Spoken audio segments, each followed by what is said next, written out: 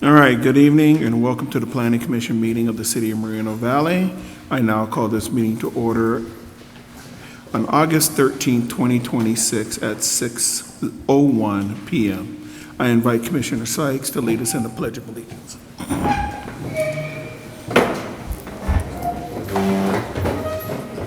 Sorry. Henry Hart, ready, begin.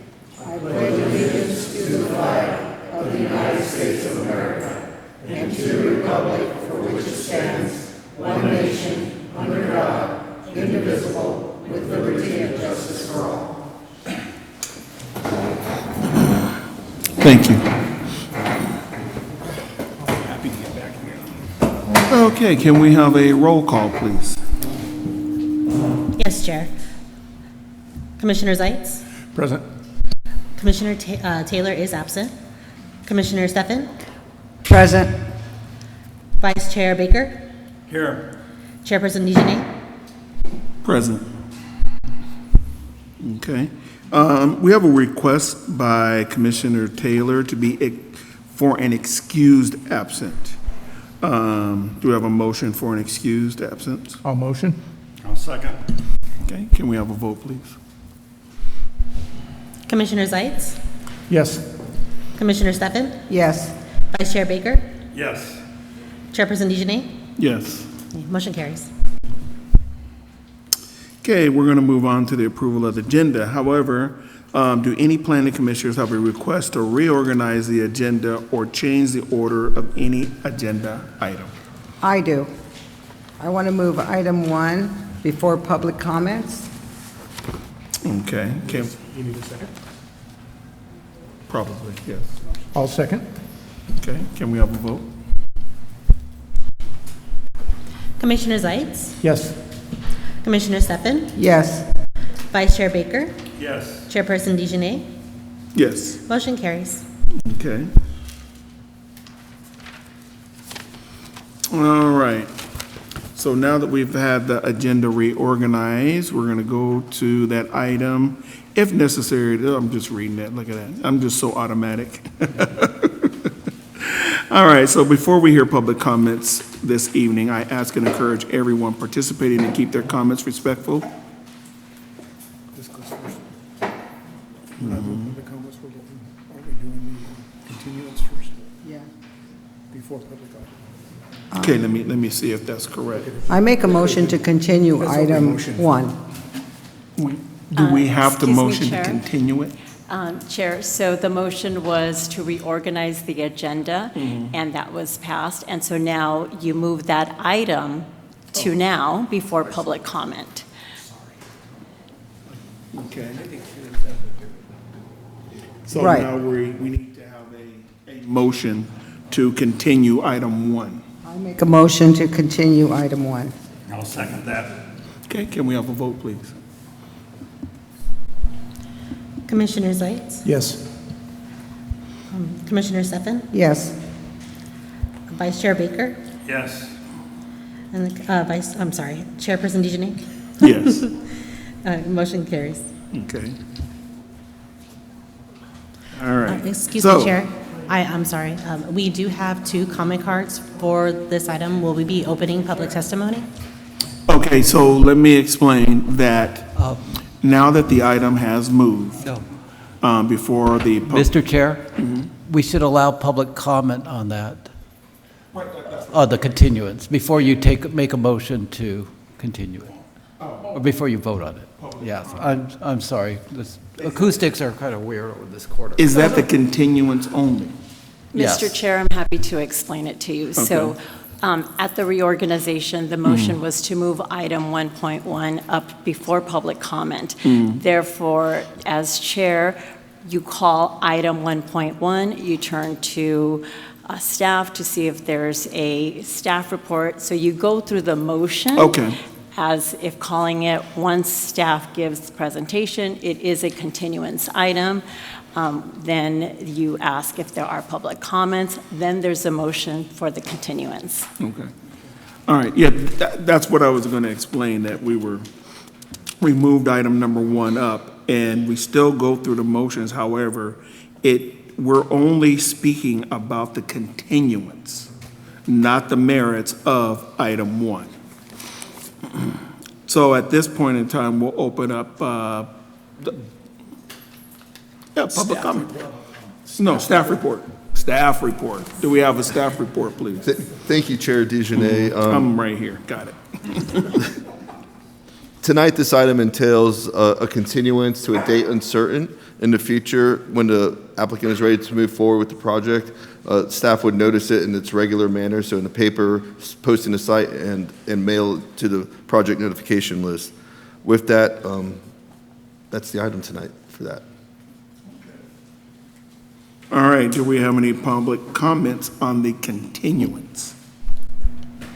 Yes, sir. I presently have 2 comment cards. Our first speaker is Ishmael Gonzalez, followed by Lindsay Robinson.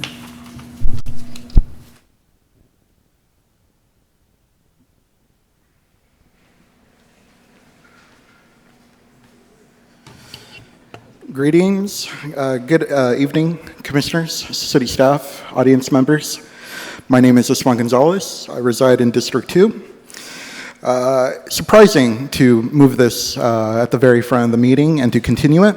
I think we all kind of were aware that the developer requested the continuance to a date uncertain. I want to take this time to just provide some context, not mention anything about the project itself, but I just want to make sure that the commissioners, the city staff, did receive the Sierra Club San Gorgonio Chapter Box Springs Group letter dated July 20th, 2026 from our conservation co-chair, Dr. Michael McCarthy. I hope you have that letter in your email, maybe even physical copy. If you don't, please let me know. At some point today, I'll be happy to forward that to you. Dr. McCarthy gives great explanation as to what should be considered regarding this project. I'm not sure if you guys are aware, but that community in Edgemont is a top 1% environmental justice community in the whole state.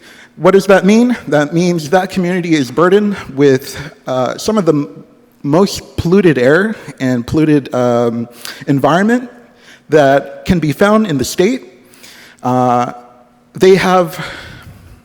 They are in the 90th percentile of receiving cancer.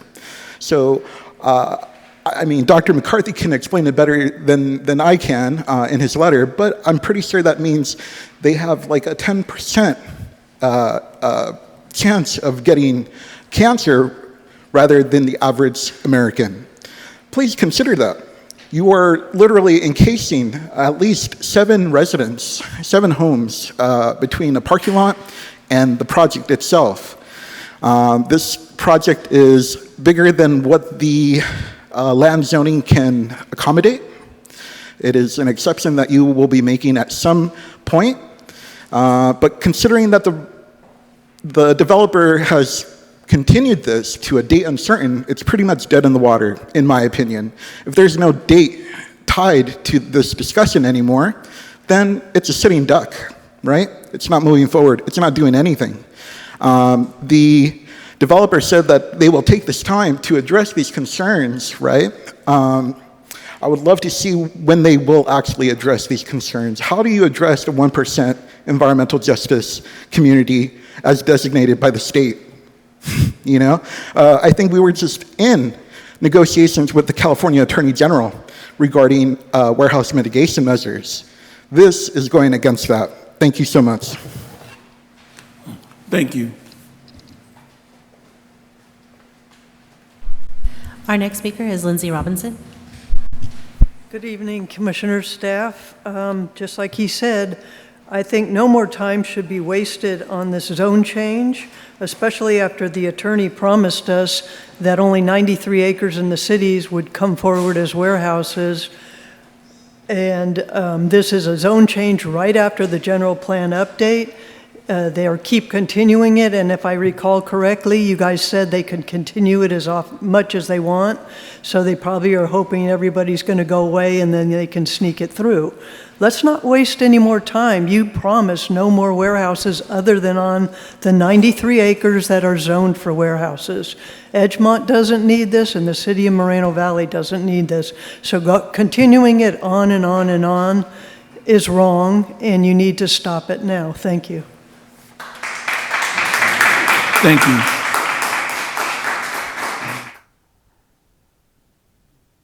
Do we have any more speakers? I have no more speaker cards for this item. Okay. Now, my question would be that since we've already voted to continuance, do we have to go through that process? Do we need to revote?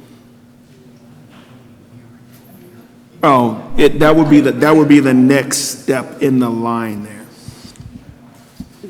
The question from the chair is, since there was already a motion and there was a vote, do they need to retake the vote? Yes. Yes. Okay, so we need a continued vote then. So motion and vote. Okay. Do we have a motion and a second to continue Yeah, item I'll one? motion to continue it. And I'll Item second. one. Have a vote, please. Commissioner Zeitz, Yes. Commissioner Stefan, Yes. Vice Chair Baker, Yes. Chairperson Dejanay. Yes. Motion carries. Okay. Do we do a staff wrap-up on that? We can do that. So let the record show that a motion carried to continue the item to a date uncertain by a vote of 4-0. Okay.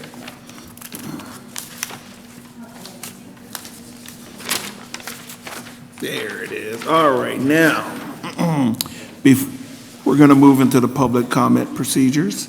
So before we hear public comment this evening, I ask and encourage everyone participating to keep their comments respectful toward others, especially towards individuals speaking.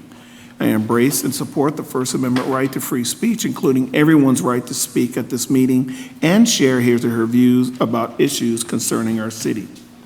Any person wishing to speak either under the public comment section of the agenda's scheduled items or public hearings must fill out a request to speak form available at the door. The completed form must be submitted to the secretary prior to the end of the public comment period. During the public comment period for each item, including the items not in the agenda, each member of the public who has signed up to speak will have a maximum of 3 minutes to speak. The public must direct their comments to the chairperson of the commission. All right, we'll move into items not on the agenda. Are there any speakers for items that are not on the agenda? Yes, Chair. I presently have one speaker card, Ishmael Gonzalez.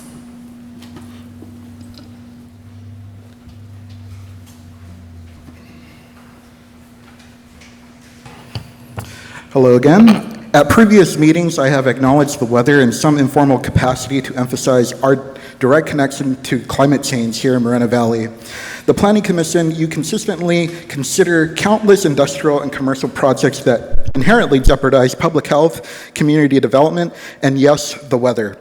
Today, I am reinforcing this position with newly released data and a historical perspective. According to the National Oceanic and Atmospheric Administration, also called NOAA, their climate report for July 2026, published on August 13th, last month was the hottest month ever recorded in their 132 year of reporting climate data. It began in 1895. The average temperature in the US last month was 76 degrees Fahrenheit, nearly 4 degrees above the average in the last century. They also ranked July as the driest month in 14 years. Total precipitation average across the US was only 2.5 inches, which is below average by comparison to the last century. About 59% of the US was in consideration to be moderate to extreme drought at the end of July. As we all know, average temperatures here in the last month consistently were between 90 degrees and 100 degrees Fahrenheit. The hottest day reached about 105 degrees Fahrenheit, and we experienced virtually no rain. As Moreno Valley residents, we get our water from essentially two companies the Western and Eastern Municipal Water Districts. According to the latter, 50% of all water is allocated by the Colorado River. 3 days ago, The Guardian reported Lake Mead, the largest reservoir in the United States, has plummeted to historic low water levels, calling it the Colorado River crisis. As an avid admirer of history, I find it astonishing and eerie that NOAA began its tracking of climate data in 1895, just about the same time Frank Brown, our city's namesake, was constructing the water tunnel from Redlands and constructing the Bear Valley Dam. He and his company advertised to people all across the nation to come here for fertile farmland. They did. They believed him. Guess what happened? According to NOAA, that same decade, we were suffering an extreme drought. Those farmers came here, bought land, and had to relocate to other cities. He left the company without a good reputation. He left Redlands in disgrace, and now it's happening all over again. We are reaching a critical point. We need to be thinking about water retention and just, thinking about whenever it rains, just retaining all that water as much as possible. We are heading into a crisis. And it's because of the Thank you, sir. that you guys continue to approve.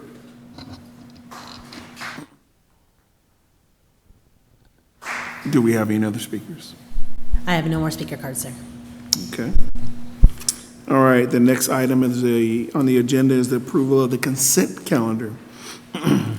All items listed on the consent calendar are considered to be routine and non-controversial and may be enacted by a motion unless a member of the commission requests that an item be removed for separate action. Items withdrawn from report or discussion will be heard before the action on the consent calendar. Excuse me. Questions or comments from the public on the consent calendar matter must pertain to the subject under consideration. At this time, would a commissioner like to pull an item from the consent calendar for a separate vote or discussion? Okay, I'll take that as nobody's moving. All right. Do we have any public comments for the items on the consent calendar? I have no speaker cards, sir. Okay. Do we have a motion and a second for the consent calendar? Motion to accept the consent calendar? I'll second that. Okay, we have a motion and a second. Commissioner Zeitz, Yes. Commissioner Stefan, Yes. Vice Chair Baker, Yes. Chairperson Dejanay. Yes. Motion carries. Okay. All right, looks like we're moving on to our first item, which is a master plot plan, PEN 25-0098, a conditional use permit, PEN 25-0100. Do we have a staff report? We do, Chair. Tonight, Principal Planner Regine Kennedy will be giving a presentation for this item.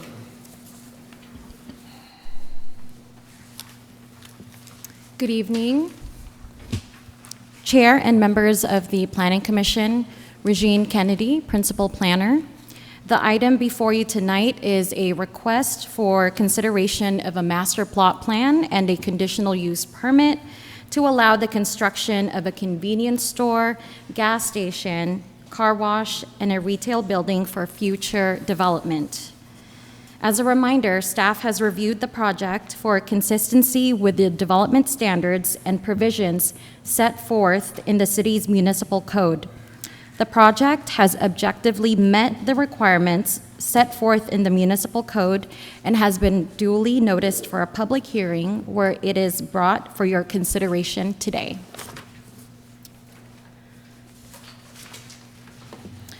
The project site is approximately 3 acres in site, located at the southwest corner of Cactus Avenue and Indian Street. The site is zoned neighborhood commercial, which allows an auto service station with accessory uses, including a convenience store and car wash, located within 300 feet of a residential zone or use, subject to the approval of a conditional use permit. Retail sales are permitted in the neighborhood commercial zone, subject to the approval of a plot plan. The primary purpose of the neighborhood commercial zone is to satisfy the daily shopping needs of Moreno Valley residents by providing construction of conveniently located neighborhood centers, which provide limited retail commercial services.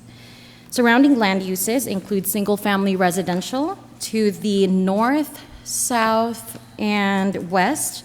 To the east of the project is the Bayside Community Day School.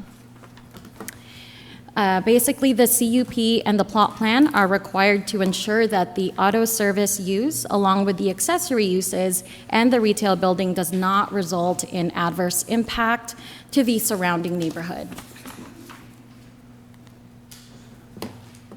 The project consists of a 5,000 square foot convenience store, a 2,478 square foot fueling station canopy with 10 fuel dispensers, a 2,524 square foot drive-through car wash tunnel with 8 vacuum stalls, and a 7,000 square foot retail building for future development. The site will be accessed by 2 new driveways along Cactus Avenue and Indian Street. The internal site circulation has been designed to adequately accommodate on-site vehicular circulation, including access to the fuel dispensers, convenience store, car wash, and retail building for future development. Pedestrian circulation is provided through a network of walkways connecting the building entrances to on-site parking areas and to the public sidewalk along Indian Street. ADA-compliant paths of travel are incorporated throughout the site to ensure accessibility and pedestrian safety. The project provides a total of 85 vehicular parking stalls, including standard, accessible, electric vehicle, and EV-capable spaces. The parking supplies exceeds the municipal code requirements and has been designed to provide safe, efficient, and organized circulation for both vehicles and pedestrians. The project is conditioned to provide a security plan for city review and approval to help ensure the safety of the public and the employees. The proposed buildings feature contemporary design using a combination of materials, including smooth stucco and aluminum metal panels, to create visual interest and architectural variation. The convenience store building, which is located at the center of the project site, includes prominent tower elements and enhanced glazing to provide a strong pedestrian-oriented frontage. At the corner of the site closest to the intersection of Indian and Cactus, and sited away from the residential uses, is the proposed gas station with 10 fuel dispensers. The canopy and columns are designed to be compatible with the rest of the development. As a matter of information, the convenience store will be open 24 hours a day and will sell fresh foods, drinks, and snacks. Alcohol and tobacco sales are not proposed for this location. The car wash and vacuum stations are designed to be architecturally and aesthetically consistent with a convenience store and gas station. The use of car wash and vacuum stalls will be limited to the hours of 7 a.m. and 10 p.m. and will need to comply with the city's noise ordinance. In addition, the development will provide a 6-foot-high masonry block wall along the south and east property boundary lines, which are adjacent to the existing single-family residential uses. The project provides enhanced landscaping consisting of street trees, shade trees, shrubs, and drought-tolerant plant materials along the street frontages, parking areas, and building perimeter to improve the site's visual quality and provide shade. Site lighting includes parking lot, pedestrian scale, and building-mounted features designed to ensure safety and visibility. All lighting will be shielded and directed downward to minimize glare and impacts on surrounding properties. As proposed and designed, the project meets and exceeds the required design, landscape, and lighting standards and objectives of the municipal code, and exceeds the city's parking requirements. The proposed project complies with the Section 9.02060 for conditional use permits, Section 9.02070 plot plan, and all the applicable development standards of the zoning code. The project has been analyzed under CEQA with required technical studies to support a Class 32 infill development exemption. In addition, the applicant has conducted community outreach to neighboring properties. With the recommended conditions of approval, staff is recommending that the Planning Commission adopt Resolution 2026-17, determining that the master plot plan and conditional use permit is categorically exempt, using the infill 15332 exemption, and approve the master plot plan and conditional use permit subject to the attached conditions of approval shown as Exhibit A on Resolution 2026-017. This concludes staff's presentation. I'm available for any questions. The applicant is also available and in the audience. Thank you. Thank you. Are there any commissioner questions for staff? I do. Did we get any negative comments on this one from the public at all? Yes, we did receive 3 comment letters on this project, and it dealt with concerns about traffic, noise, and compatibility with the neighborhood, and all those comments have been forwarded to the commissioners prior to our meeting today. Okay. I know it's in our paperwork and stuff, but just for general knowledge, what is the height of this building for the convenience store? For the convenience store, let me get that information for you.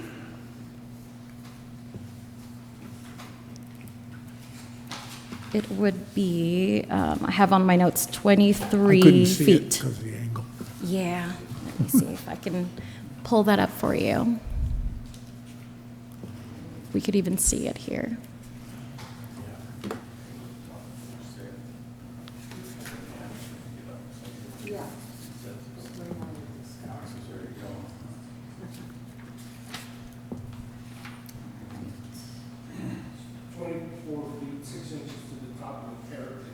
So it's similar to this building here? If you count. No, this one's about 20. It's similar to this building? I'm not sure what the height of this Well, building if is, you Commissioner do Stubbs. 10, and, I mean, I'm just, seems to me like it might be pretty close. It's an approximately 2, Yeah, to the center. 24. I can jump up there and touch it and see. No, I just think you can eyeball it. Any other questions for staff?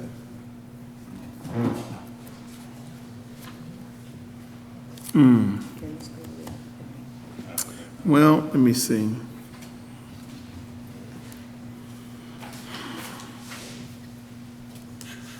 I guess this one would be for fire. Has the fire department reviewed the proximity to the school?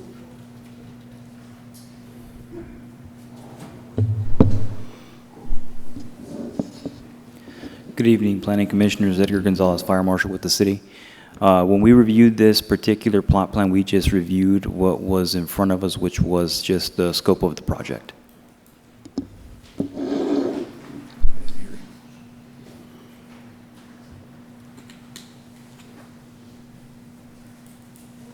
So I guess my question would be is in the event, and this is just my general thought working at the school myself, not that particular school, if there's a fuel spill, major, would the school adjacent probably have to be evacuated? Depending on the scope of the spill, the fire department's hazardous materials response team would respond to the incident and take the appropriate precautions for any potential spill. Okay. Do we know, and not for fire, but do we know how the closest building is to the school that's across the street from us? Or pumps, better yet, either way, the building or pumps.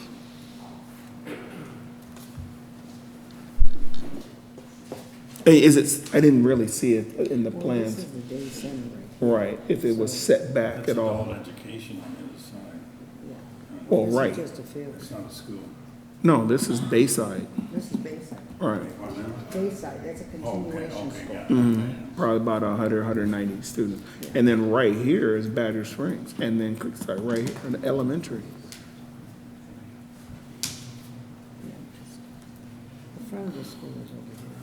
Right. We're going in right here. Yeah. Okay, I guess we can come back to that. I just wondered how close it was, because I couldn't see it there. I was looking for it there.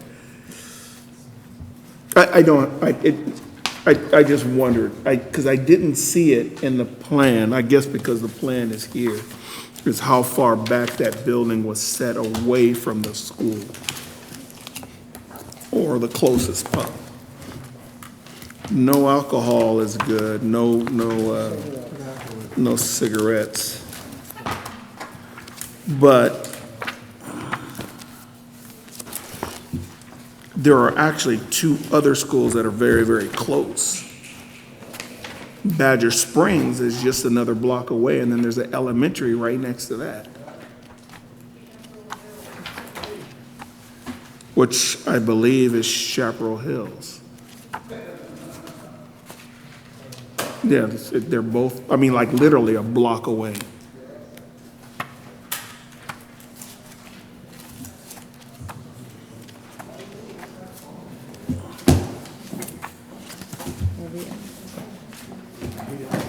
Yeah, it doesn't show there which one is Indian and which one is, that's Indian Yeah. right there, so I would imagine these are That's the convenience store. so the convenience store is closer, so the pumps are on the So backside. Chair Dejanay, we don't have the exact figure, but we could certainly see that, you know, from the property.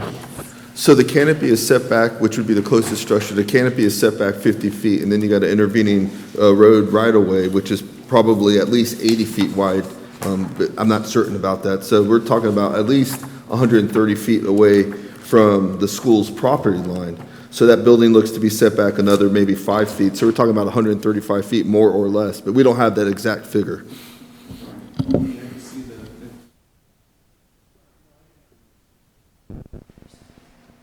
Any other questions from commissioners and staff? No? Okay. Would the applicant like to speak? I'm sorry. Whoa. Hang on, I'm sorry. Because this looks to the commissioner questions of staff. All right, so we're now going to open up the public testimony at 6:34 p.m. And would the applicant like to speak? Good evening, Honorable Chair, Commission members, city staff. Michael Ramirez for Beyond Food Mart. I'm here to answer any questions that you may have. I just have one clarification that I wanted to correct with regards to the car wash. They're open from sunrise to sunset, not closing at 10 p.m. So they're closed much earlier than that 10 p.m. marker. In addition to that, we brought a video to kind of explain who we are, and that way you can take a look at what we're hoping to bring to the city of Moreno Valley. Food Mart strives to set an example as a safe, community-friendly business. To achieve this, we enforce a strict program of increased employee and customer safety, enhanced security measures, regulation of loitering, and crime prevention protocols. Beyond Food Mart employees and new franchisee owners participate in programs that train and inform employees about security procedures, violence avoidance, and recommended behaviors for managing a robbery or other potentially violent encounter. We periodically train our staff on how to prevent the sale of age-restricted products such as alcohol and cigarettes. This is done with new hires and on a yearly basis for veteran employees. All Beyond Food Mart locations incorporate state-of-the-art video camera systems and alarms. Our surveillance system is a 24-hour closed-circuit video camera with audio capabilities and a high-resolution color monitor mounted in clear view of the customers. Multiple cameras will be displayed, one at the main entrance, one at the cash register, one at the storefront, and one at the exterior for the fuel canopy. Along with the time access safe, employees will be instructed to keep no more than $50 and $30 at night in the cash register at all times. Beyond Food Mart prides itself on the relationship with its community's local law enforcement. We apply their knowledge to institute crime prevention methods such as increasing our store's interior lighting, allowing access to our security systems, installing a locking device on our cash registers, and carrying the minimum amount of cash at all times. In an attempt to curb any loitering, Beyond Food Mart retains at least 3 employees per shift and a total of 3 shifts for every 24 hours. Employees are trained to keep a clean premises that maintains a clear line of sight in and out of the store. We also provide the proper no loitering signs and prohibit employees from selling single bottles of high alcohol content beverages. By focusing on the above actions, Beyond Food Mart hopes that this will showcase to the community that our establishment is a clean and safe environment where all will be welcomed. Thank you.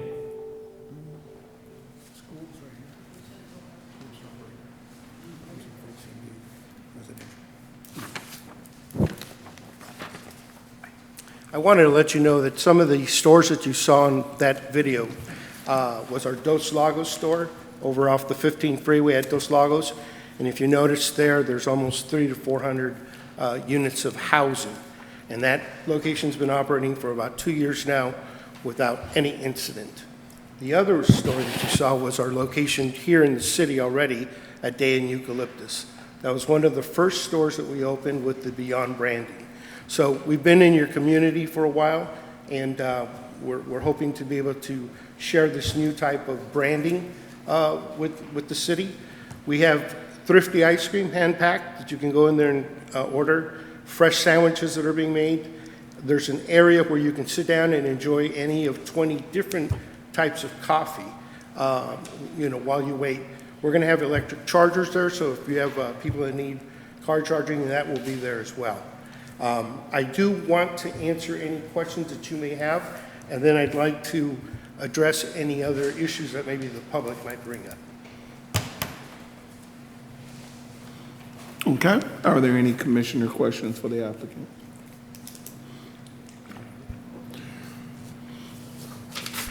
I know you probably can't answer this completely because it's You want part of doing business, but the car wash part of this, is this basically being installed for convenience for the neighborhood so they can get their cars washed, or? That's correct.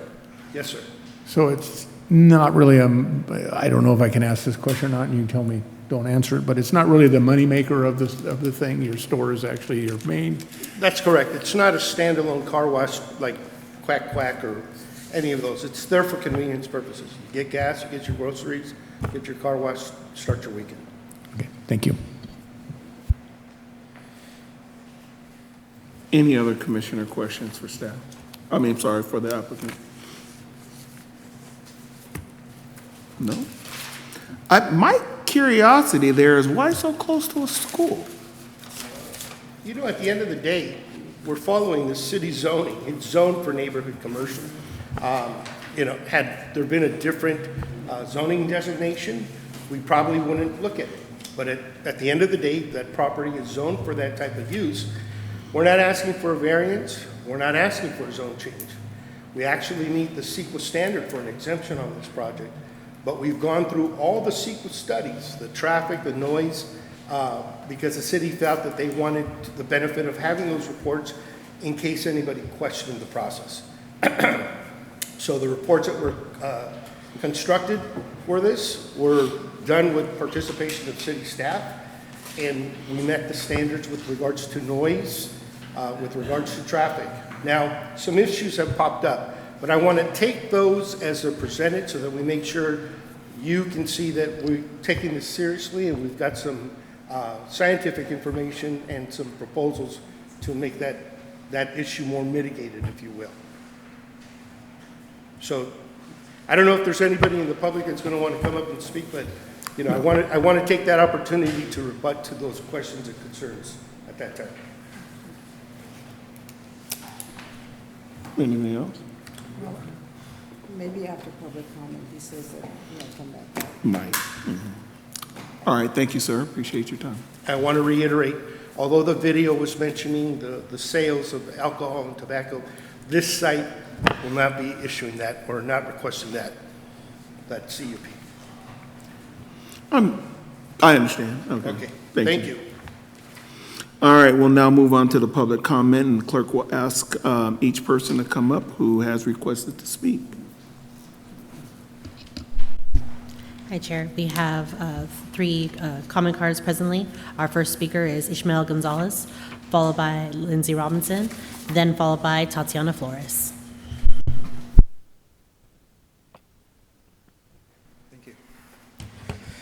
Hello, once again, Ismael Gonzalez here, District 2. I want to begin by first off saying, with all due respect to everybody who has said otherwise, it is in our assessment, advocates like me, there's quite a few, who believe that this is incompatible with the municipal code. I want to direct you to Chapter 9, Section 4, 20D, Neighborhood Commercial District. The primary purpose of this neighborhood commercial district is to satisfy the daily shopping needs of Moreno Valley residents by providing construction of conveniently located neighborhood centers, which provide limited retail commercial services.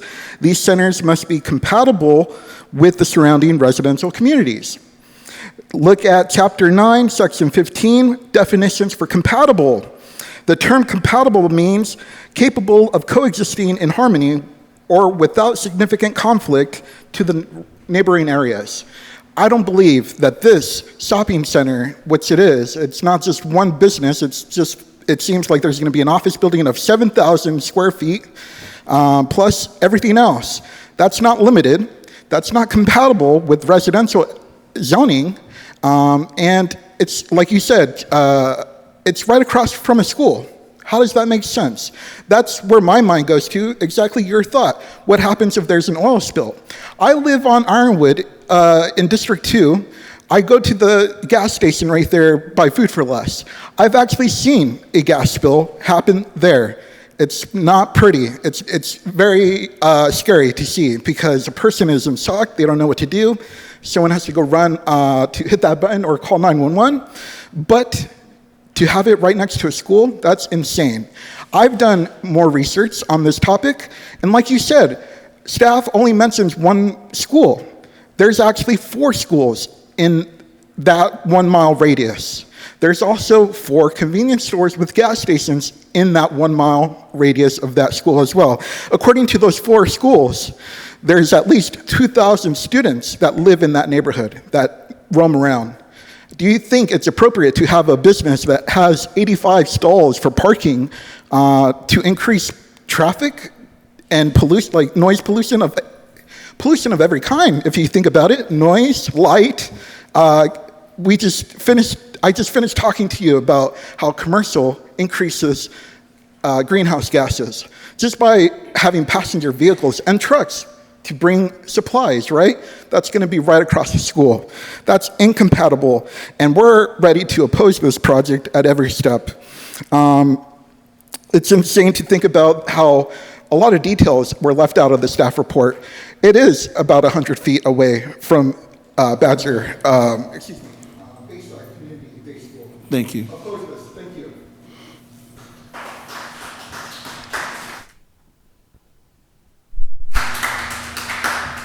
Our next speaker is Lindsay Robinson, followed by Tatiana Flores. Hello again. I agree with most of what he says. I do have a question.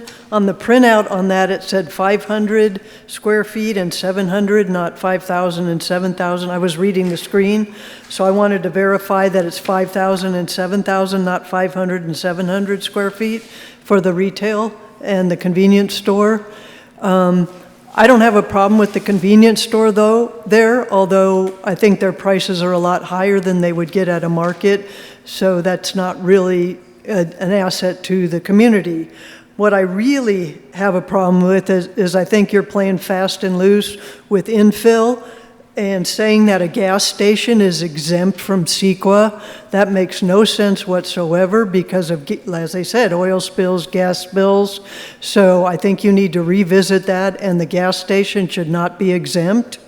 Their presentation spoke a lot about alcohol and tobacco. Are they going to be allowed to come back later if you approve this and then decide and ask for permission to sell alcohol and tobacco after getting it approved without it? Can you put something in there that denies them coming back ever to sell alcohol and tobacco? It was brought up on their presentation multiple times, and it should not be allowed. Again, you are so close to so many schools. You're going to be bringing in trucks, extra traffic. Kids will be jaywalking to get to this convenience store. I just don't believe it's going to be as safe. And then for them to say there's no adverse effects, that's nonsense. The pollution, the traffic, the noise, 24/7, when they don't have that right now, those are all adverse effects. So common sense tells you there are going to be adverse effects. So I wish the staff would quit telling us there's no adverse effects from extra traffic, extra pollution, extra noise, extra the light 24/7. It doesn't, it can really affect your sleep and your commuting. They're not going to bring a lot of jobs. We do have enough car washes no, we don't. So, let's put stuff there that fits with the neighborhood and that they can really use. A grocery store, sure. Maybe a doctor's office, anything like that, but not a gas station and not a car wash. Thank you. Thank you. Our next speaker is Tatiana Flores.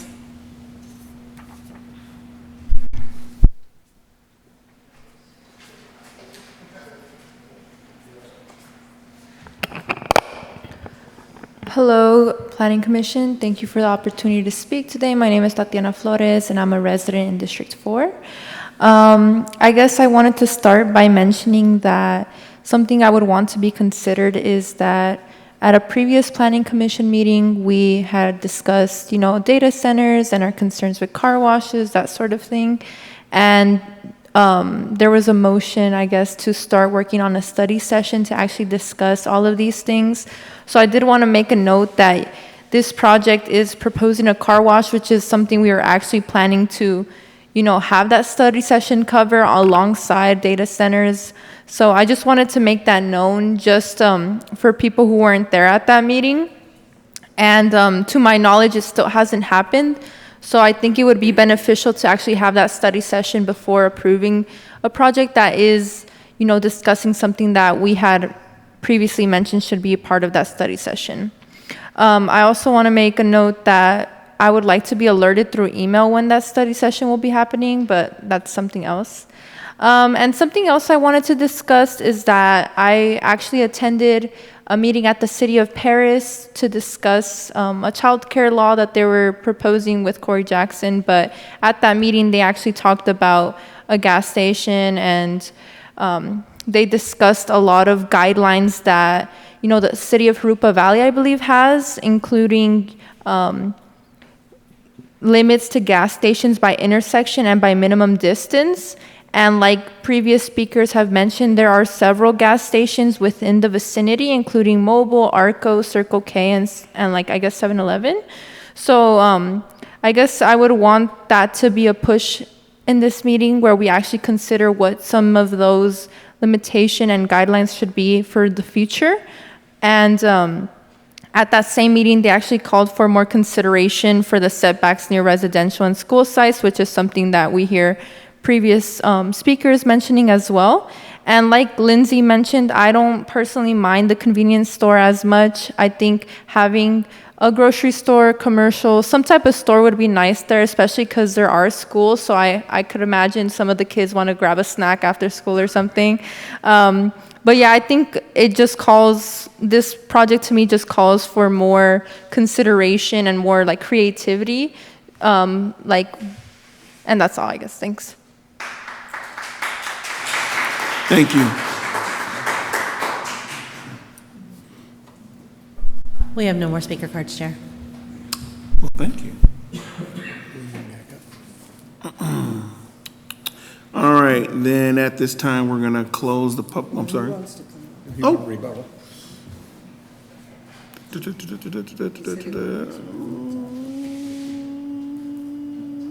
Can he read? Yes, he can. Do you have any additional comments? Yes, I want to take a moment just to address some of the issues that were brought up. I don't know if you can bring up an aerial or a Google map of the site, no? Okay, can you bring up the aerial that you had, though, with the lot empty? Because I just want to point out, the school directly across the street is actually adult school. It's for 11th and 12th graders that never... Sorry, we need to pull the presentation back up. Oh, sorry. Sorry about that. Thank you. Yeah, but let me just go speak. So at the end of the day, immediately across the street, the Bridges Learning Center is for 11th graders and 12th graders, and they do like adult education there as well.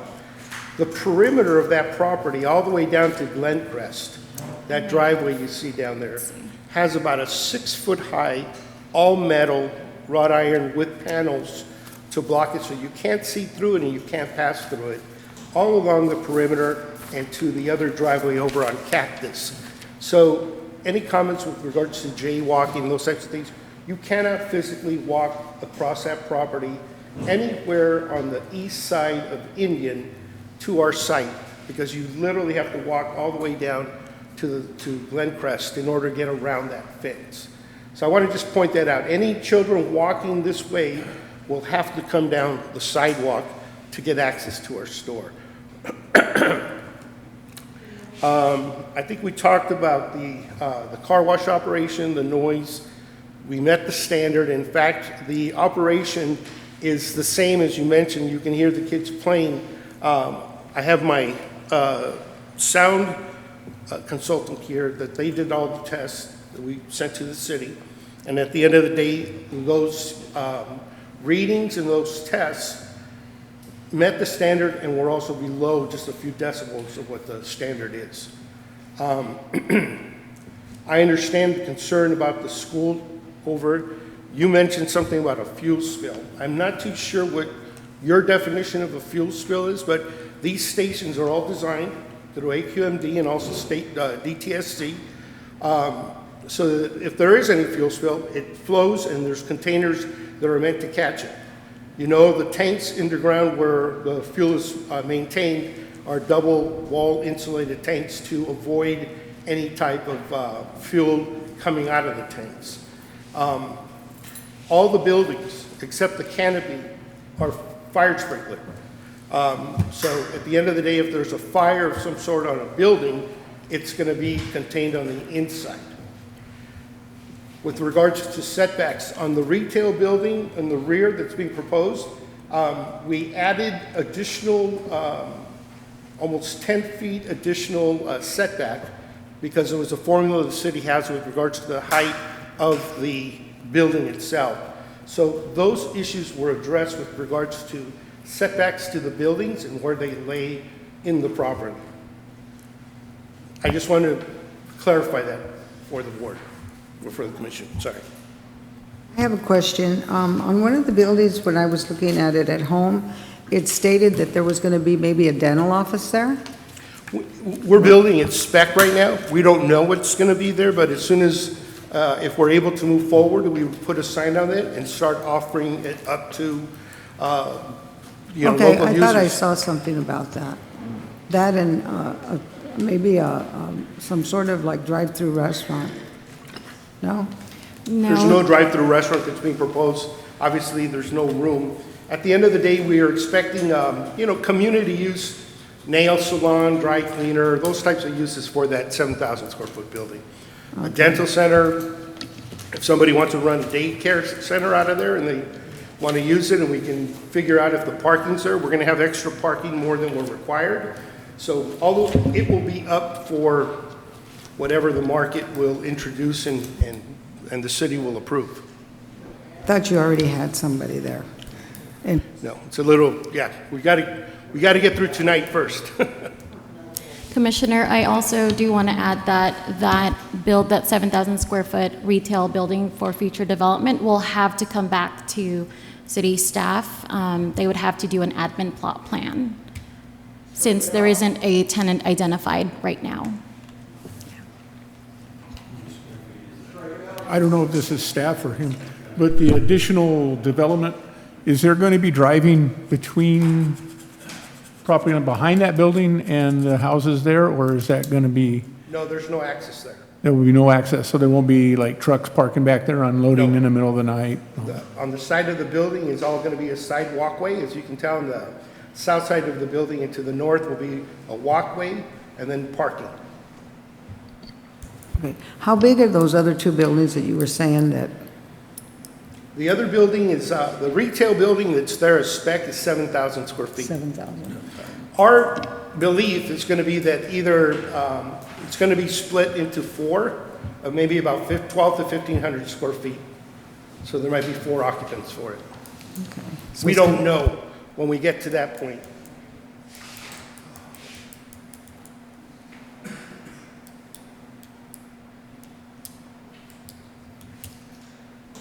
Well, thank you, sir. Appreciate your time. That clarifies a few issues. Are there any other questions we may have that we can provide you additional information?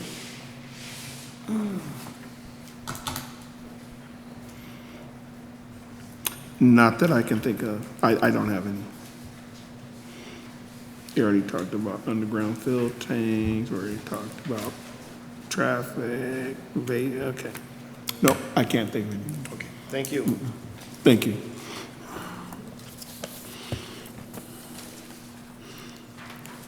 All right, now we're going to close the public testimony at 6:57 PM and move into deliberations.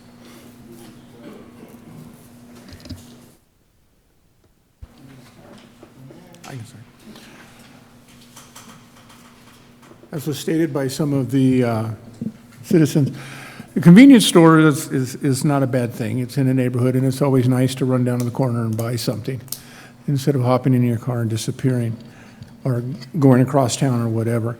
My major concern is with the car wash itself. Granted, yeah, the noise is only during certain times of the day and whatnot, but with today's society and whatnot, people don't work 9 to 5 jobs and they come home and sleep from like 10 o'clock till 7 o'clock in the morning. I just have a concern with the noise and the extra, basically traffic because of the car wash. As of the project in whole, I don't have really a problem with it. The only thing I have is the car wash. I mean, if something could be done, maybe just put more retail space where the car wash is and probably make more money on rent on that than you would on the car wash. That would make me think more of liking this project a little bit better. I do have a concern with the schools around it, even with all the California laws and whatnot. You know, you go into a gas station and it smells like a gas station. People spill, people shake the nozzles off, and there's chemical spills there. There's the gasoline spills. If this project has gone through, I would like to put in, one, I'd like to see the car wash taken out, but number two, I would like to have something maybe put up by the developer, if possible by him, that would set up some kind of evacuation training and supplies and whatnot for the school across the street if something of that nature would happen. But again, I'm not a real fan of the car wash. I'd like the buildings to be a little lower and kind of just fit in instead of standing out. Most of your neighbors are going to know that that is there. I don't really want it to be like a focal point where somebody looks for it or something where it stands out like a sore thumb in the area. Those are some of my concerns with this. I don't know if we can do anything with that or not, but that's my thing. And then I'd also like to know with a conditional use permit, as far as I understand, meaning that it can't meet all the requirements 100%. That's not accurate, Commissioner Okay, so Zeitz. then- A conditional use permit is just as it sounds, you know, this is adjacent to residential. If this were not adjacent to residential, it would be allowed by right. But because it's adjacent to residential, we want to make sure that we have the ability to address any unintended consequences of the development with conditions of approval. Worst case scenario is that there's a number of issues. It becomes a nuisance to the surrounding neighborhood. We could call it back to this body for additional conditions of approval, additional requirements. The worst-case scenario would be the revocation of a conditional use permit. That's an extreme situation, but it is a possibility. So it's not that it's doesn't meet all the requirements. It's that it has the potential to have impacts on surrounding land uses. We want to make sure that we can address them ahead of time to the extent that we can. When we find that we can't, which doesn't happen very often, we have the ability to bring it back and further review the project. So yeah, if it doesn't fall, if something happens or whatever that changes what's going on, then it could possibly come back to us. That's correct. So it's an unknown factor at that point. Those are the things, the unintended consequences that we can't anticipate. Right. Sometimes they present themselves, sometimes they do not. Okay, thank you. The applicant stated that the car wash was going to be like from 7 to dawn, where it's sunset, okay, from dusk to dawn. And maybe we could, instead of 10 o'clock, we can set a time a little less than 10 o'clock. And as far as community outreach, they did community outreach, and there was 3 people that you said anything, but there's a lot of houses around there, so I don't think that anybody was really that opposed to having it there. And then they're not asking for a zone change, which is really wonderful, and it is community commercial. So I've been to that store on Eucalyptus and Day. It's a very nice store, very clean. It actually looks very nice. All that whole corner does. It actually elevated that area when they put it in. And there is another school down the way, which is Edgemont. And that is an elementary, I believe, isn't it? It is. Yes. And they've never had an issue. I know that my grandson went to the continuation school there, and he did very well. And I think there is a need for a gas station there, because I don't believe there's one in that area that close. And because you are going to have some other retail there, I think it's going to be an asset, because some of these gas stations, they just put a gas station, a car wash, gas station, car wash. At least you've got some extra that you can infill in there with other businesses, which will probably be an asset to that community right there. I don't see a whole lot on this one wrong with it. I really didn't see a lot of people from that area come in and complain. I got the feel that other people came from another city to make a comment, which I kind of, myself, I want to hear from the residents. That's just my stance on it, and it's a personal issue. But I really don't see a problem with it myself. You know, I think this is a good project. This company puts together a good product. They got the one on South Reno Valley, right down on Paris. Is that one of yours too, or not? Then the one up on Eucalyptus, and then you're doing another one at let me think, Graham and that Sunny Boulevard. Are those all yours or not? Irish and Oliver is where we. It's going to be the newest one that we'll be building. Yeah, it's a good quality product. I'll say that. I like it. Thank you. Okay. Not yet. Okay. Yeah, I think I'm a little ambiguous, a little bit. The car wash, and I can understand their noise studies and stuff like that. I get it. I think this would be the closest gas station to a school. Absolutely, in the city. I don't think we have anything that's directly adjacent right across the street from a school. And I know, like, say you got Badger Springs and Elementary, we do have gas stations that are around the corner and down the street. However, a lot of these that we do have, like on Day Street, they're not in foot traffic areas. This is a neighborhood. And again, I've said it before, gosh, I've been in the school district since 1989. Oh, no gasps. No. And nobody said, that guy's old. Anyway, but I have seen look, you're around the corner from Badger Springs. They're coming. You know, the kids are going to be walking in there. They're going to be snatching stuff out the aisle. They're coming. You know, trust me on that one. They're within foot traffic. A lot of our places that where the gas stations are, the people drive past them. They'll pull in and buy their snacks for the kids. But there's going to be a lot of foot traffic. Kids walk up and down that to get to their schools. And so that potentially could be a problem. They're close enough to say now that, oh, I don't really have a place to ditch to go get something. They will now. So that's another thing that can happen. And trust me, we've had them where they've ditched and even gone to the hospital to eat lunch because they didn't like the school lunches leaving campus. But now there's fresh sandwiches and candy and soda pop and stuff like that. So that's, you know, that could be an issue as well. That doesn't have anything to do with you and your COP or anything. It's just things that are potential issues.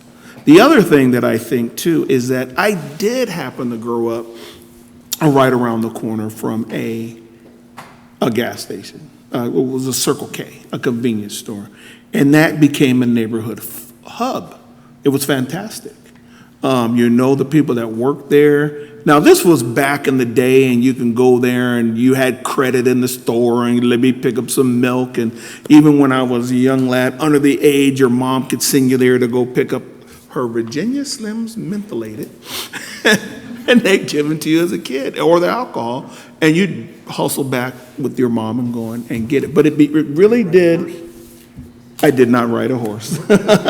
It was within walking distance, and it was a great place to go. We went there for our ice cream, stuff like that. So it does have a great potential to be a neighborhood hub because it's right around a lot of houses. So, you know, I kind of think about the two, and it's, yes, it's a continuation school, and at any given point in time, I think the max is 198. But they generally operate around 60 or 70 in general. And again, that is not the first building that's right there. They are set back.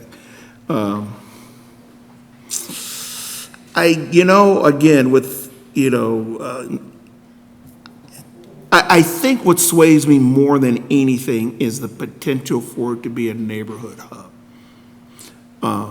For people to be able to just walk out of their house, walk down the street, walk in the convenience store, pick up something where it's going to be right there. It's right around the corner from my house. I can grab some stuff, bing, and I can be right there, So I think I might be okay with this project. Yeah, I think this would be an asset, more than the detriment. Make a motion. Yeah. Want me to move on the motion? Yeah, you got it all. I move that we adopt that resolution 2026-17 and determining that the master plot plan PN 25-0098 and conditional use permit PN 25-0100 are categorically exempt from the provisions of the California Environmental Act and guidelines of Class 32 exemption infill development in accordance with CEQA guidelines section 15332, and then also approving the master plot plan of PN 25-0098 and conditional use permit PN 25-0100, subject to the attached conditions of approval included in Exhibit A of Resolution 2026-17 as shown on the approval plan. I'll second. We have a vote? Commissioner Zeitz? No. Commissioner Stefan? Yes. Vice Chair Baker? Yes. Chairperson DeJonay? I get the swing vote? Yeah. Can I hold on to this for a moment? That'll be a yes. Motion carries. Okay.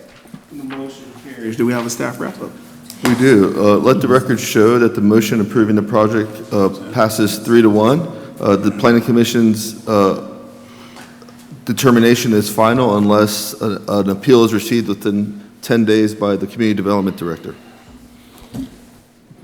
Thank you. All right, the next item on the agenda is item, okay. is a Brodea Residential Development General Plan Amendment, PEN 250011, change of zone, PEN 250012, vesting, tentative tract map 39162, PEN 250010, and a conditional use permit for a plan unit development, PEN 250014. Do we have a staff report? Regine Kennedy, Principal Planner, is going to present this item to the Planning Commission. Good evening, Chair, me again, and members of the Planning Commission, Regine Kennedy, Principal Planner. The project before you is a request to consider a general plan amendment, a change of zone, a vesting tentative tract map, and a conditional use permit for a planned unit development to construct 134 single-family residential lots. As a reminder, staff reviewed the project for consistency with the development standards and provisions set forth in the city's municipal code. The project has objectively met the requirements set forth in the municipal code and has been duly noticed for a public hearing where it has been brought for your consideration today. The project site consists of 14.4 acres of vacant land located on the north side of Brodea Avenue and east of Moreno Beach Drive. The site is surrounded by residential to the north and south and vacant land with a few residential homes to the east and west. A commercially zoned area abuts the northwest corner of the property on Moreno Beach Drive and Alessandro Boulevard. The project proposes a general plan amendment to change the existing land use from R3, residential 3, to R10, residential 10. The primary purpose of areas designated with R10 is to provide for a variety of residential products and to encourage innovation in housing types with a maximum density of 10 dwelling units per acre. There are several R10 zone properties within the vicinity of the project site, including just south of the project across Brodea Avenue, and another located just a parcel east of the project site.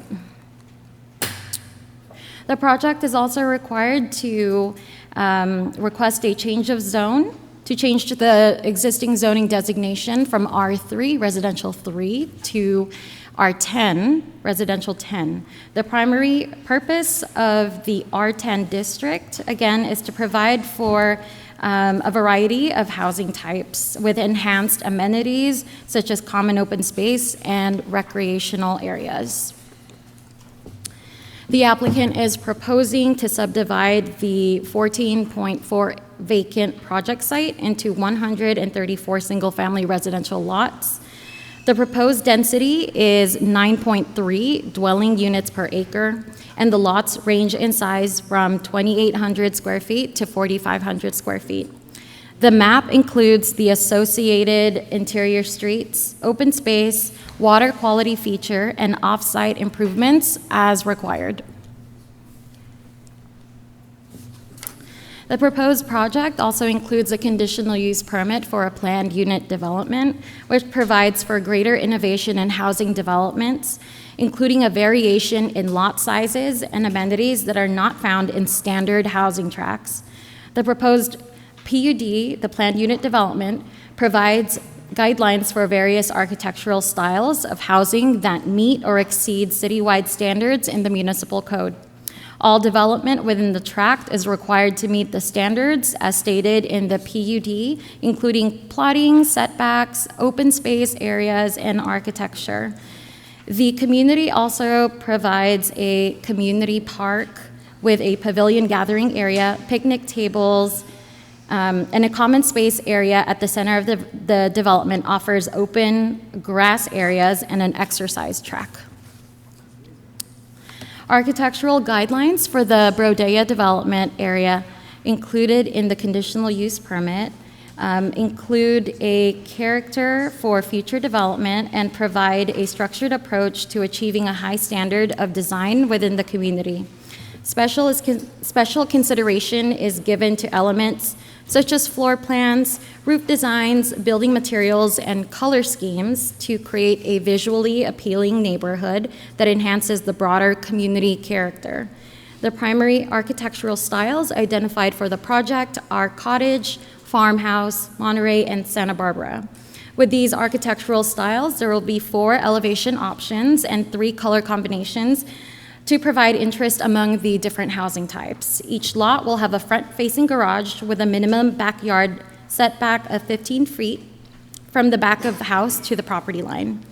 The minimum setback between structures is 8 feet, and the minimum side yard setback is 4 feet, and that's from the property line.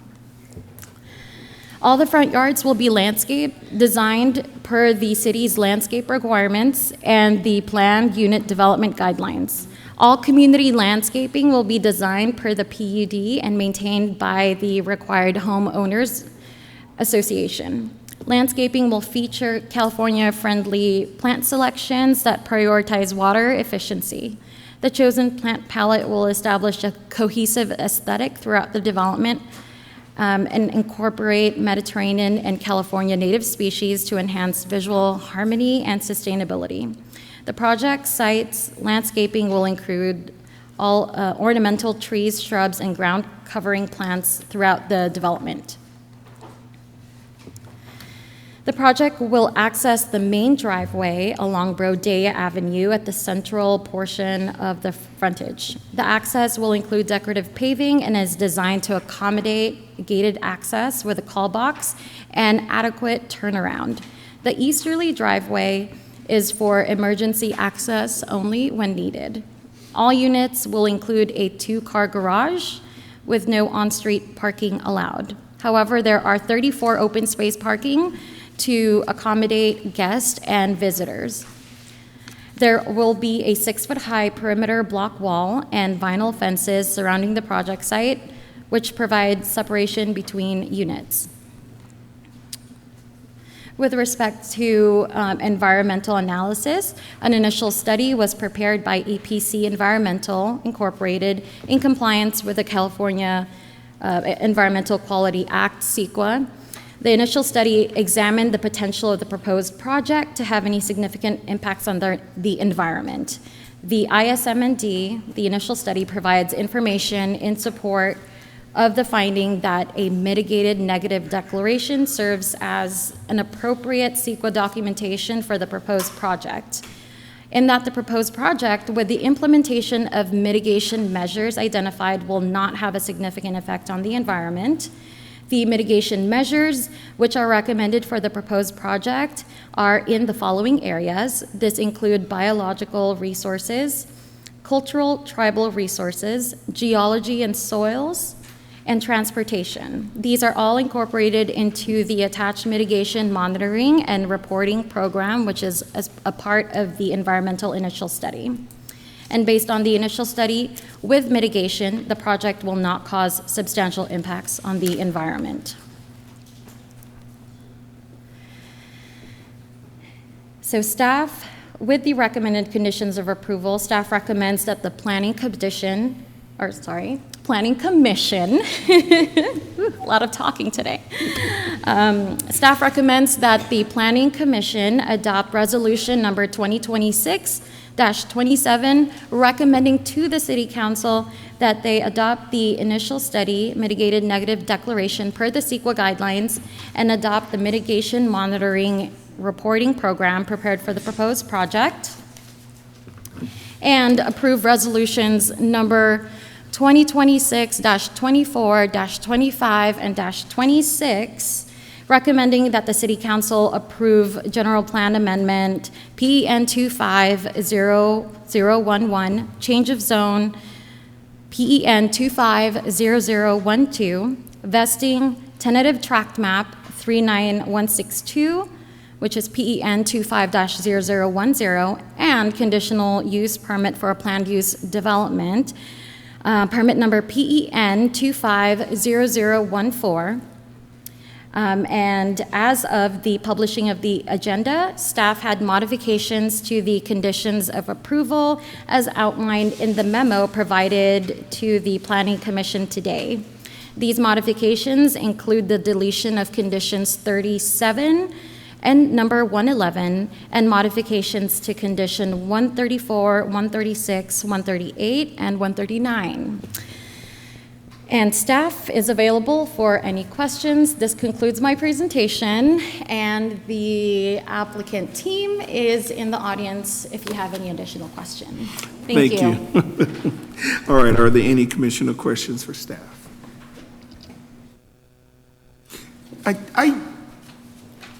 This is right in the area where, is this it can't be the same one. I mean, we literally looked, didn't we look at something very similar, literally right in the same area?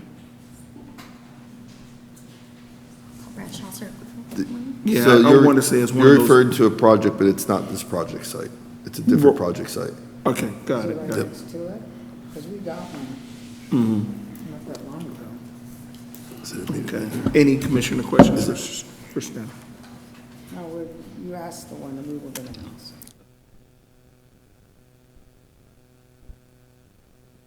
All right, we'll now open the public hearing at, oh no, let's see, yep, 7:21 PM. And at this time, would the applicant like to speak?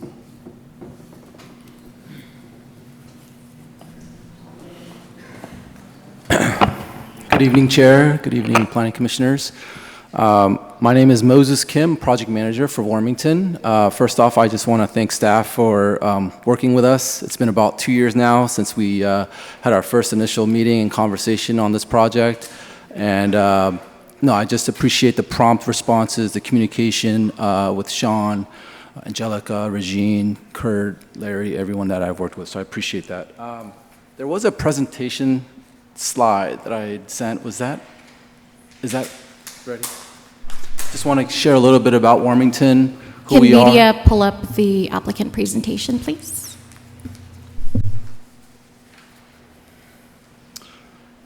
Okay, we can go to the next slide. So, one back, please. Oh, yeah. So here's Warmington. This is who we are. We're approaching 100 years since we started our business in Hollywood, California. Proud to say that we've grown to doing community development, acquisitions, apartment, commercials across the state, and I believe in Arizona and Utah. So, no, we're proud to be here in the city of Moreno Valley. Again, we're not new to this business. We've been around for a long time. Next slide, please. That's a site aerial view of the project. I think Regine's already showed it. We can move on to the next slide. This is the site plan that was already depicted previously by Regine's presentation. We can keep going. Here's a blow-up of our common area as presented. The long, narrow, what you call, path. That's really a walkway for anyone that wants to get their 10,000 steps in throughout the day. But really, there's an oil line easement there that we're restricted to doing any kind of construction or any other additional amenities. So that's why we made it that way. Yeah, next slide, please. One of the things I wanted to highlight is this project brings four-sided architecture. We've added shutters at every side of every home on this project. So just wanted to, highlight that we've trying to bring in a really good project, a really good product to the city and to this community. Next slide, please. Here are a couple renderings of how it's going to look, kind of more with color and visual. Next slide, please. And this is where I really want to talk about who our buyers will be, who will these folks will be moving into this community. We're targeting and anticipating first-time home buyers, young families with children, perhaps seniors moving down. The lot sizes do range from about 2,800 to 4,400 square feet, and it's set that way because we want to keep the price point at like a low 500K starting point. And in order to attain that price, that's why we have these lot sizes and home sizes of this square footage. Just want to also highlight the way we do business. When we have a buyer lined up, we always fully disclose with CC&Rs, with the whole HOA rules and regulations. They're discussed before every closing, so when the buyer does sign off and close on their property, they are fully aware that they're moving into a community that has an HOA with rules and regulations before them. So dues, we're targeting around 200 a month in that range. Next slide, please. Parking and traffic, I know this could be a topic that gets brought up quite often. I do want to share that this project, each home has 2-car garages, 2-car driveways, 34 guest parking spaces throughout the entire project. That equates to about 4.25 total spaces per unit. We will have an HOA. An HOA will communicate with residents on making sure that all the guest parking spaces are used efficiently and there's no overstayed vehicles, no strangers coming in and just parking their car. We'll have a thorough communication system. Our HOA, the way they work is, they create a board and they're in constant communication with each of the board members to making sure it's regulated. Some other things that's brought forth here is overhead lines that currently exist. We're undergrounding those along Berdea. We will bring in a new curb and gutter and sidewalk along the project side, a new asphalt pavement, full width of Berdea Avenue, so that's not just halfway, but it's actually the full width to the other side along the project limits.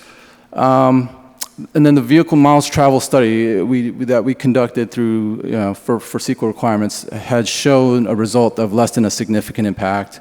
One other item that's not here I wanted to share real quick.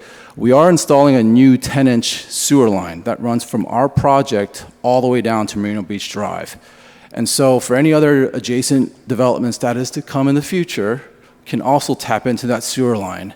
So we're providing that sewer line. We've worked with Larry and his team to make sure that it is designed accordingly. So that will be constructed as part of this project. And then lastly, we're going to build a new traffic signal right on the corner of Merino Beach Drive and Berdea Avenue. I know that traffic's a big question mark for everyone. There's always traffic happening. We want to become not just a builder, but also a business that comes in and benefits the community. And by bringing a traffic signal here, we believe will definitely benefit not just our project, but the surrounding neighborhood. We'll put in new ramps, new access ramps, striping, signage, and we've worked with staff to make sure that the condition of approval has stated that. So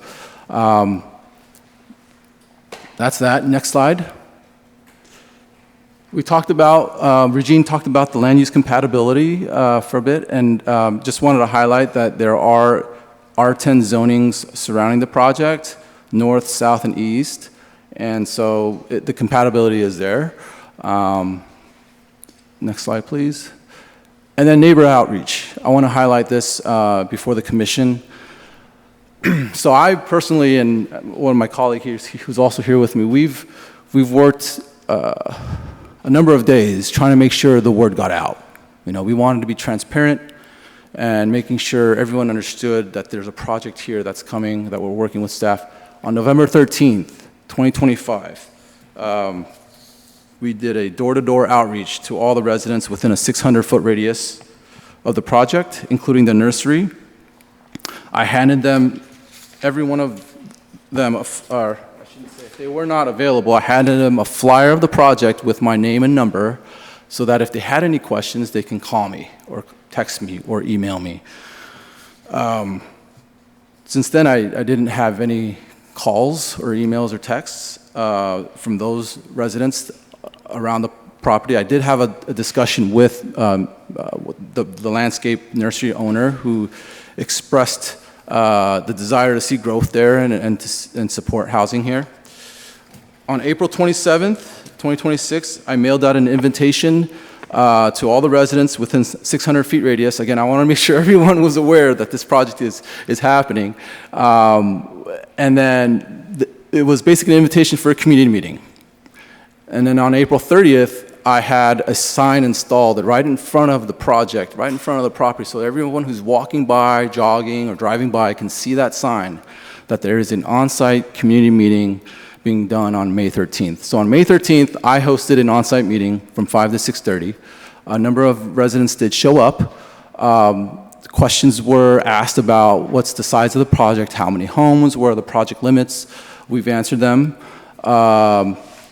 A couple of the comments that did come our way were, well, Moses, what's the timing of construction? When are you guys going to start? One of the comments we received was, we see a lot of unwanted strangers hanging out in this area. We'd love to see something different, and this is a good project to bring forth. What are the home prices? What are you guys selling them at? So, all in all, that meeting went, from what we see, residents who supported this, they wanted to see change.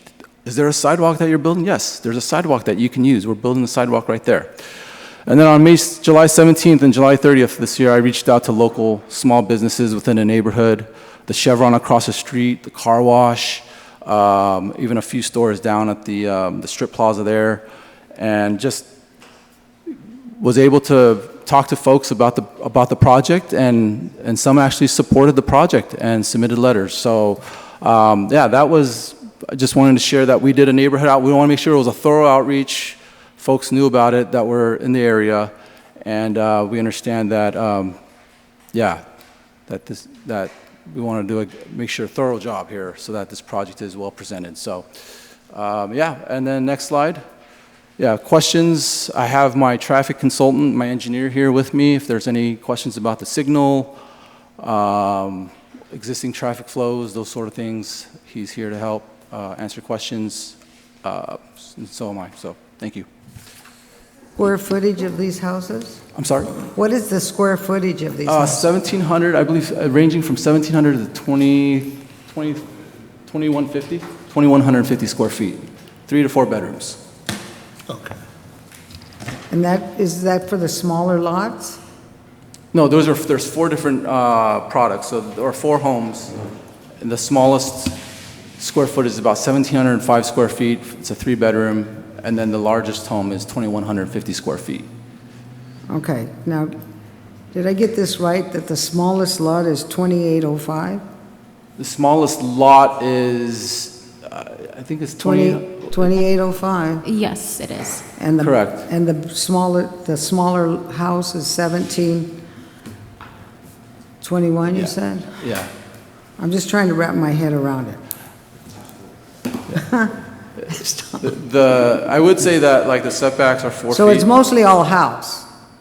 Yeah, but I would say if you look at the plan again, the rear yard setback. 4 feet? Yeah, it does range from 15 feet to 33 feet. Yeah. So like the houses along, right there off of Private Drive A, those are 33-foot long backyards along lots 1, 2, 3, 4, 5. The ones on the other side are 15 feet. Yeah, so it ranges. 15 feet, I don't know. And the frontage on that, it's right there, right in, so. Oh, in the front of the entrance of the community? Yeah, that would be a block wall. Actually, it would be a sidewalk. There will be some landscape, and there is like a storm drain pipe that's underground there. But mostly it will be kind of like a green belt area with planting, So you and then just a have to wall. park your car in the garage? Yes, folks would park their car in the garage. As far as the residents that will be living in this community, and they have 2-car driveways. So 2-car garages and 2-car driveways with 34 guest parking spaces throughout the project. Yeah. But there's not going to be extra for, I'm just saying, because some people have more than 2 cars. Okay, I'm just trying to wrap my head around get the mental picture.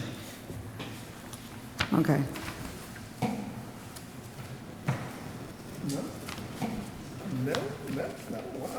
All right, you said that there was some dedicated area for walkway, stuff like Yes. that, correct? Okay. Yes, there's something underneath, so Mhm. walkway. which means this probably wouldn't actually zone out to an R10. It's got to be a little less than that. Well, I think we're yielding close to. It's 9.3 9 point- yeah, dwelling units per 9 acre, point- so yeah, just it's not under the exactly 10. That was close as you get. Okay. So closer to 10 than it is to 5. The eastern driveway is restricted to emergency access only? That is correct. Okay.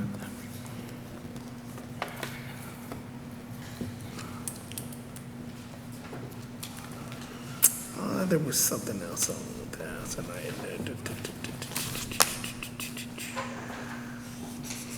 Anybody else? No? Seems really close. I mean, I like I said, 1,700 square feet with a 2,800 lot, that leaves about 1,100 square feet. That's very tight. Chair DeJournette, if I might add some clarification, you got to recognize that the footprint of the house isn't 1,700 square feet because they're multi-story. So the footprint's probably half of the 1,700 square feet. So it leaves more open space than you might expect. Where are the orientation of the larger homes? Are they closer to the outside, or are they just throughout the? They're throughout the project, yeah.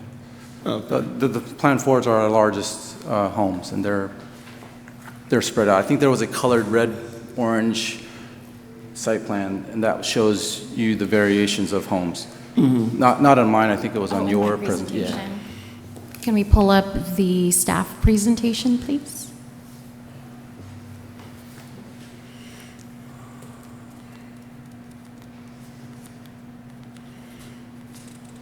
Okay. So the reds are the Plan 4s, that's the larger homes.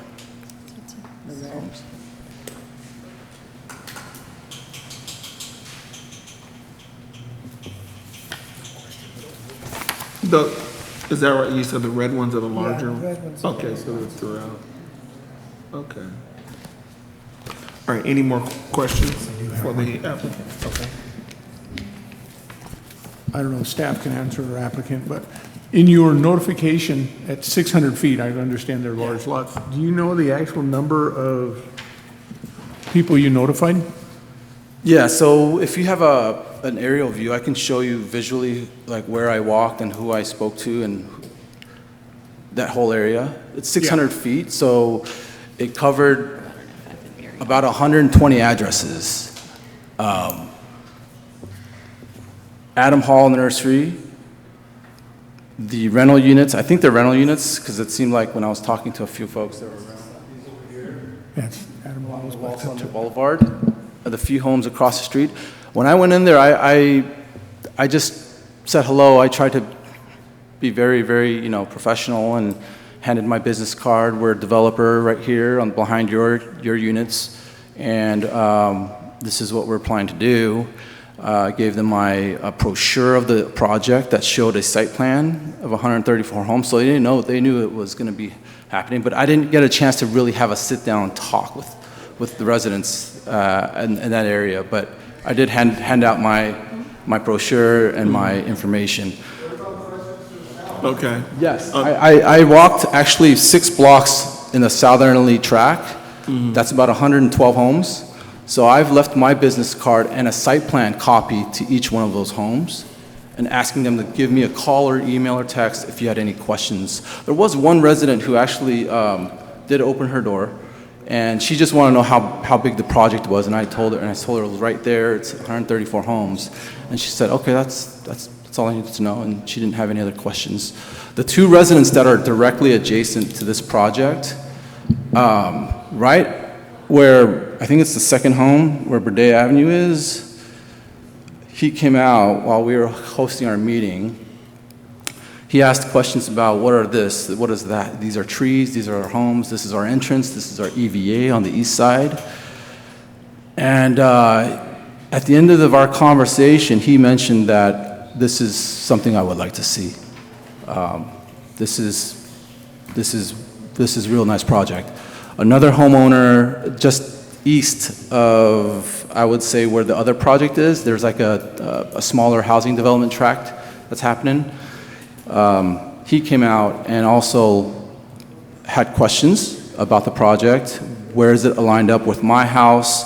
How far are you? And I showed him the site plan, just like, kind of like here with an aerial.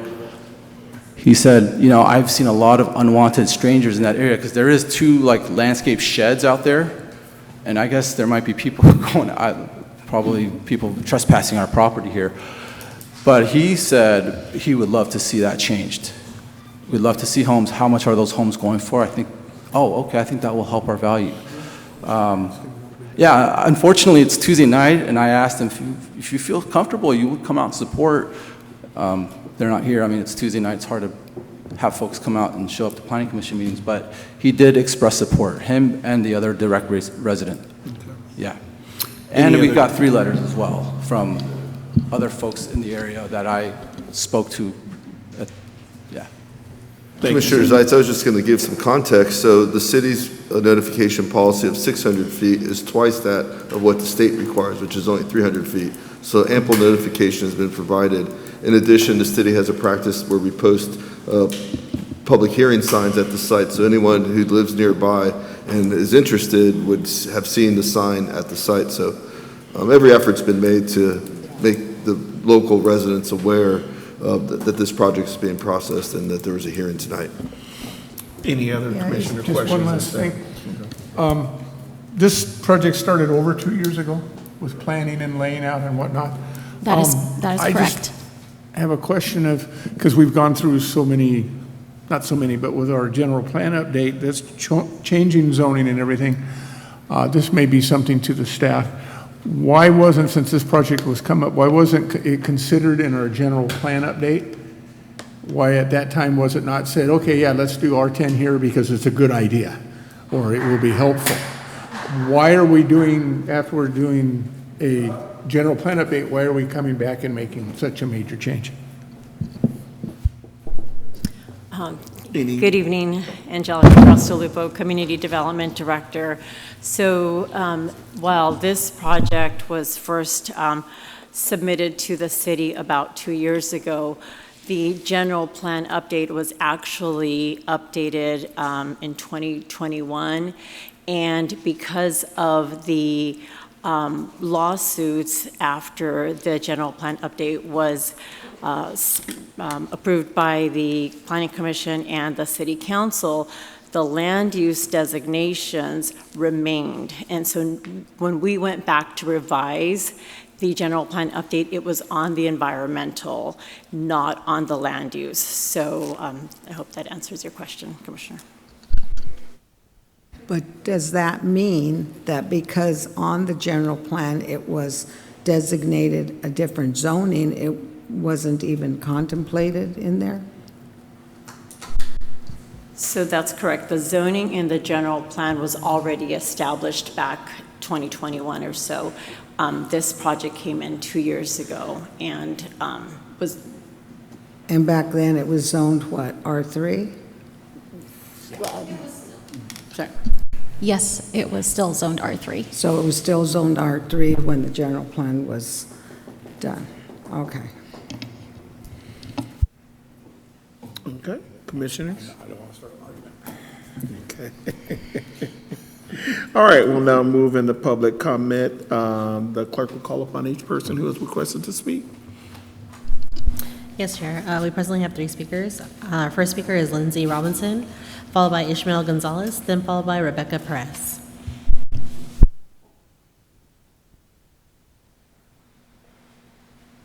Good evening again. I sure wish Louise was here to say wow for me because I can't do her wow correctly.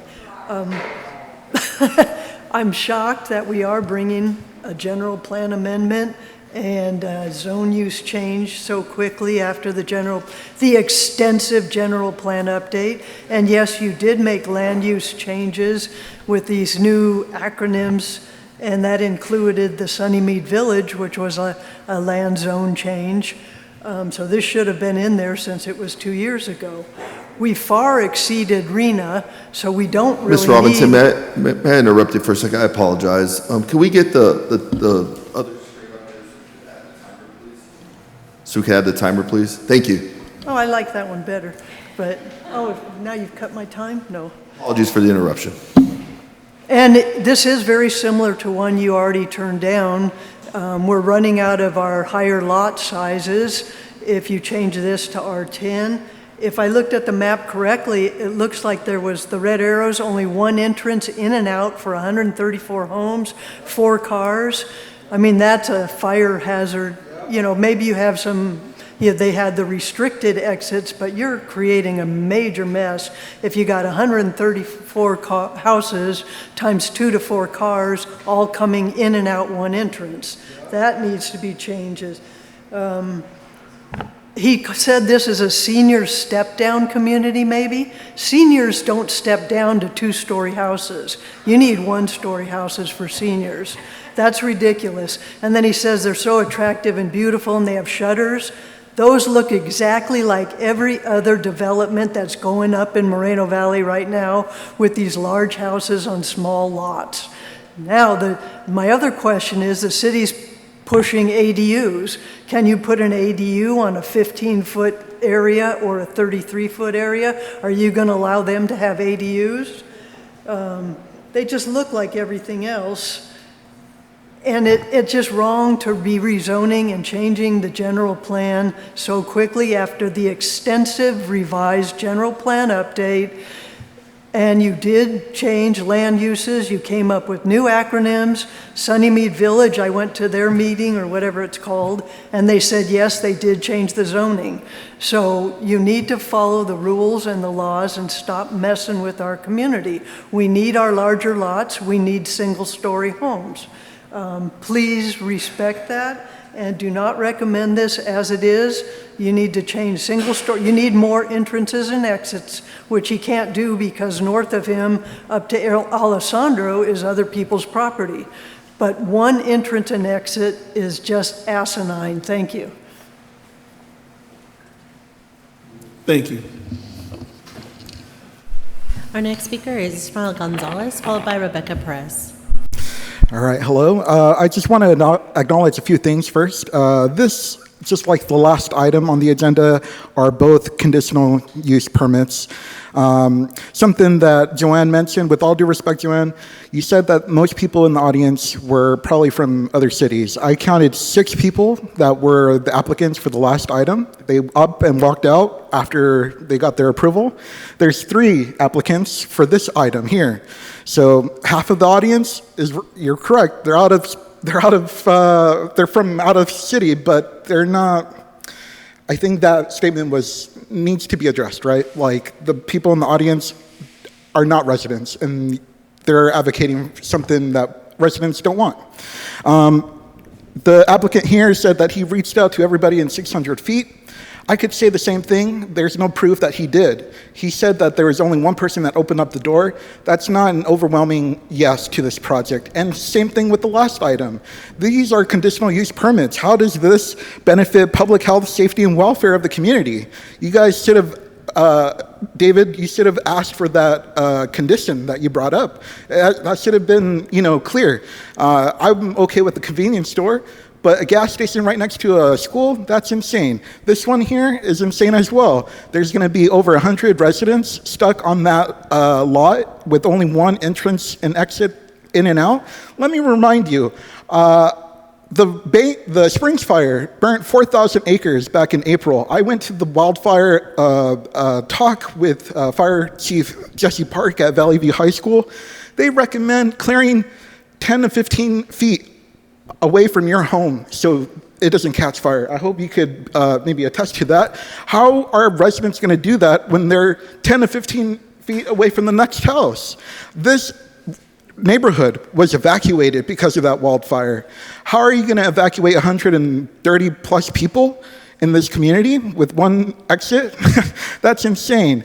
And no one's mentioning this, but I would be heartbroken if I spent $500,000 on a brand new home and no one's telling me that I'm going to be less than a mile away from the World Logistics Center, breathing in that pollution that all those trucks are going to have.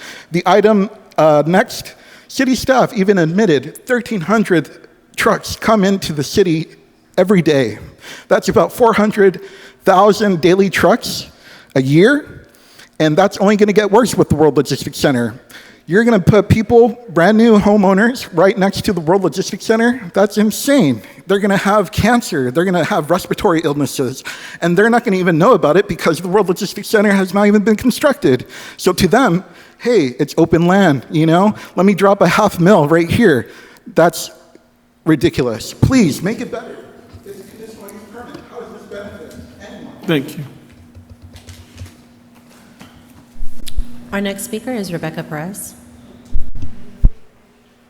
Hello. I just want to, I'm going to make it real quick because it's freezing in here. I'm not for this just because if I spent $500,000 and $200 a month on HOA and couldn't park in front of my own house, I'd be pissed off. I think that the lots are way too small, the streets are probably too small, and 1/4 of a parking spot per house extra for guests is crazy unless you only have 1/4 of a friend. Yeah, there's not enough parking, there's not enough space, and it did rub me the wrong way that when they were talking about the walking area, that he was like, yeah, we put that there because we couldn't put anything else there because there's existing infrastructure.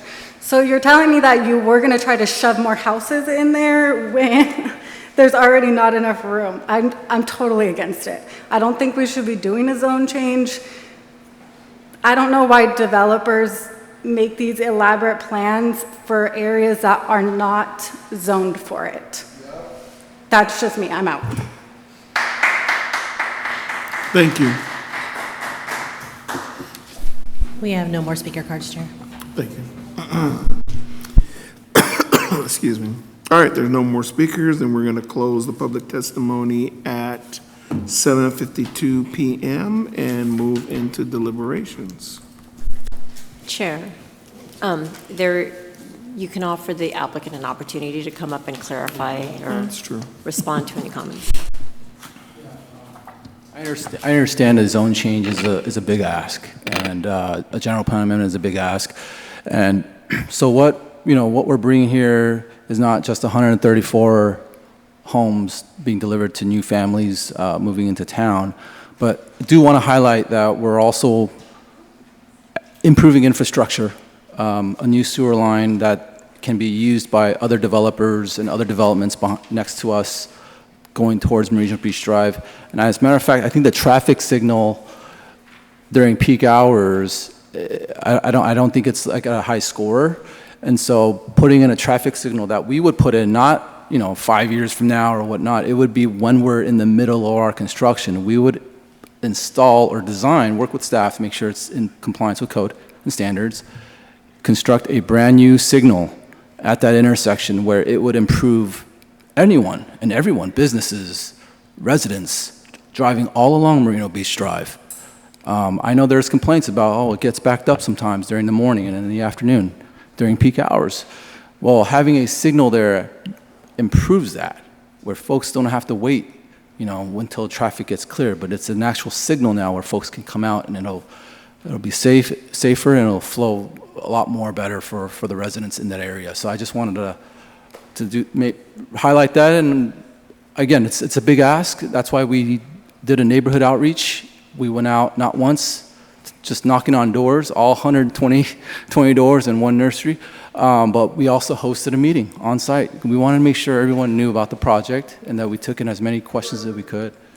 And, so I just wanted to share that.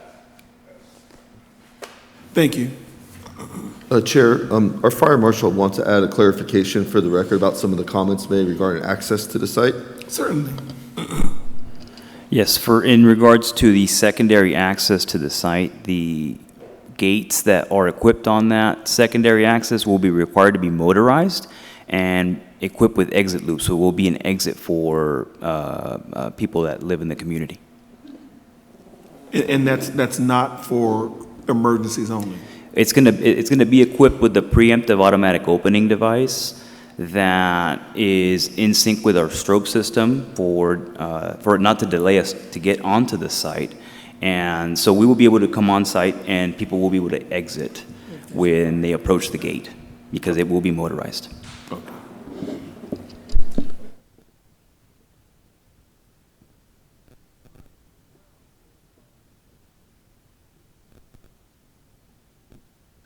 into deliberations.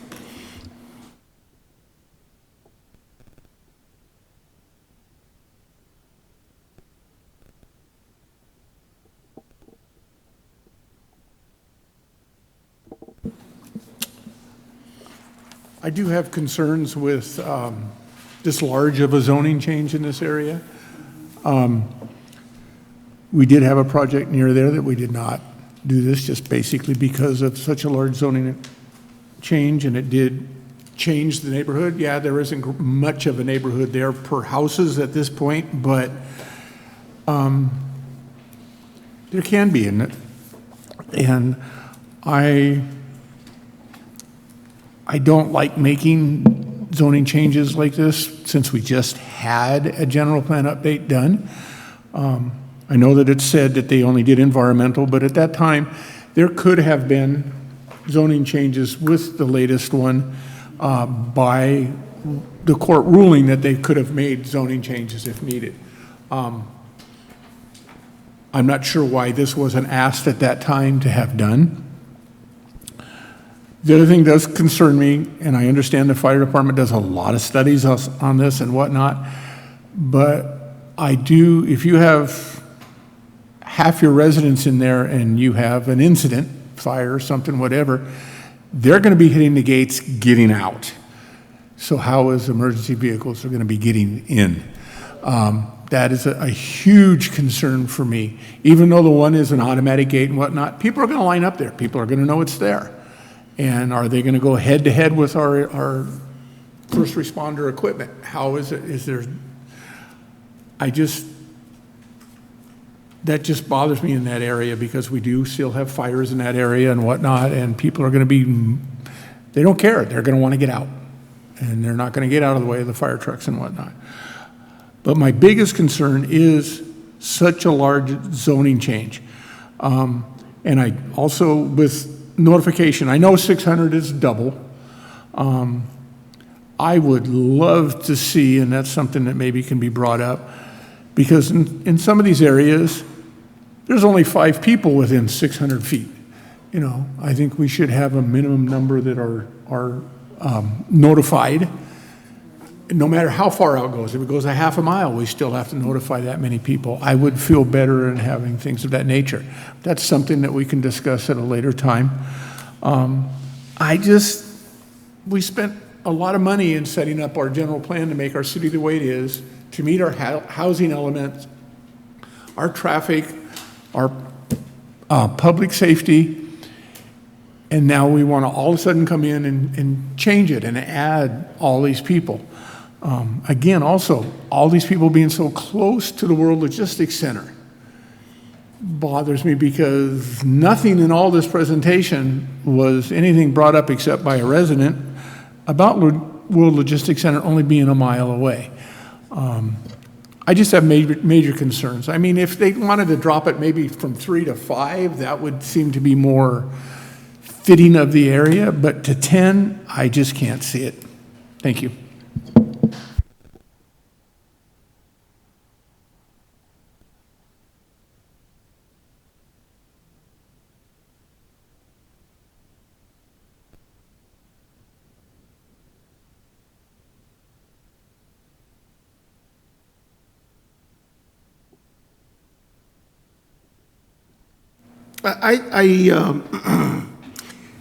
Again, other projects don't have any bearing or any weight compared to the project that's here. I can't consider the other projects in the area. I have to look at the merits of this project. One of the things I would have liked to seen is scoot that entry and exit over, because it looks like you have two main streets here I'm looking at. And if you just scooched it over all the way to the edge so they can come straight in, and then put a second one right there. So there'd be 2 entries so people can get in and out. That's a lot of homes. Now, I don't live in a 134 lot area. Mine's only 7980. However, even at the 7980, I rarely see another person coming in and out. When I go to work every morning, I might see one other car. and meaning that people probably commute, and they're up long before me. Every now and then I might see my neighbor now and then wave hi, but not 79 people trying to get in and out at the same time. I've never experienced that in a neighborhood anywhere. So I really don't think that's a bearing. And I'm sure people that live in their neighborhoods, everybody's not trying to get in and out at the same time. I mean, that's just reality. I can't think there's a person sitting in this audience that say they get out of their house and run into a traffic jam, turning out of their driveway and have 70, 80, 90, 100 people driving out at the same time. I don't think that's but the density of this it's a lot for that area. Now, I did happen to sit on the general plan update, and one of the things we did when we looked at that general plan update was to make a plan for Moreno Valley. And some of the things for the plans for Moreno Valley is we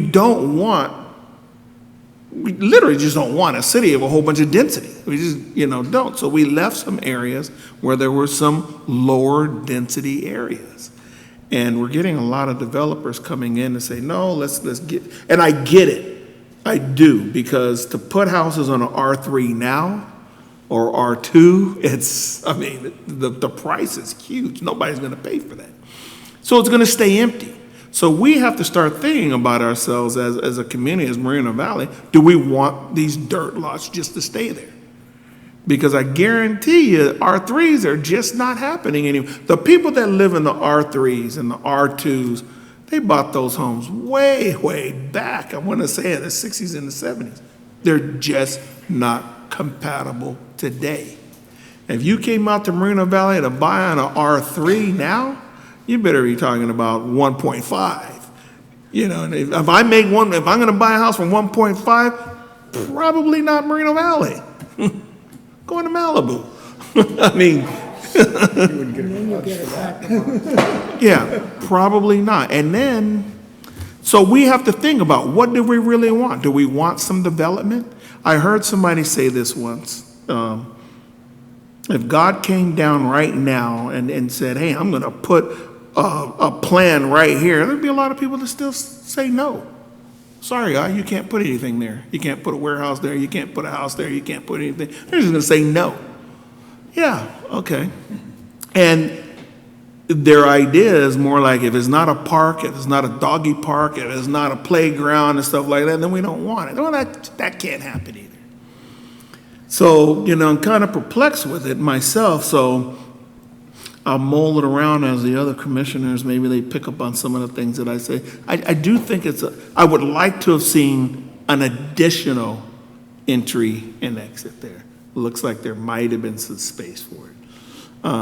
Also, I also like to see when developers do come out, I do like to see that you do have the larger lots, but to be a little more compatible with the surrounding houses. I did see this. You have R5s here, and this guy wants to do whatever R it is. What they did was they put the larger lots next to the houses that were just across. So when they look across, they see houses that look like theirs. Yeah. I said, that's really nice. And then they moved it on back away to the smaller lots, So that was you just kind of adjust to where the larger homes are. So there are people to the south of Brodea, and they look across, and you got this little tiny house right there versus my home. So there could be some adjustments. That's my 2 cents to it. I could probably ask another. I had a whole bunch of on this one. I did. I'm gonna just leave it alone.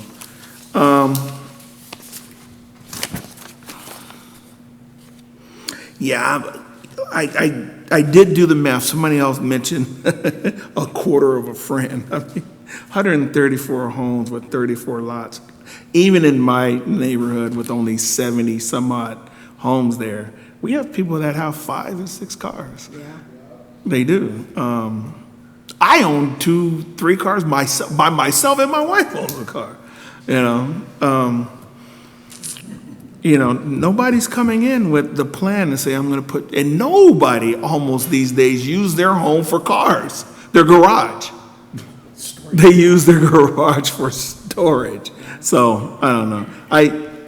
I kid you not, all through my neighborhood, I see the cars on the street and their garages are full of stuff. They need the storage space. So they're gonna put cars on the street, and I just don't see any parking for that. However, you know, we do need to put something there. Whether or not we say that, you know, it's gonna be a R3 or whatever it is, we just gotta get in the mindset, Moreno Valley, that if it's a dirt lot, something's going there, and we can't stop everything. That's just the bottom line. You know, it may not meet with the schema that you have at night when we're dreaming and cherries and lollipops are going across the head and no, something's going there. If you live across the street from a dirt lot, something's going there eventually. You got to get that in your brain. That's my 2 cents. I wasn't going to say much, but I just, for the livability for people, because I know I'm not going to live there, but the parking alone, like we're saying, more people have more than 2 cars. And then you've got, I mean, I have a very small tract by me. It's 7,500 square feet. And those houses, I see those, but at least they have where they can park 2 other cars in the drive besides the garage. They are small houses, they're small lots, but when I saw 2805 a lot, I mean, I was like, I couldn't even wrap my head around it. Just for the livability for a resident that buys a home and the price is gonna be $500,000, I would want a little more for that $500,000. I know you can't get a lot these days for very much money, but I know, and it's a balancing act. But the thing is that even at that, getting that much, you know, spending that much money, I don't know. I don't know. For the residents, I think they deserve a little better. And we just did do the general plan amendment, and we had, you know, like Sykes said, go from a 3 to a 10. It is a big, huge stretch.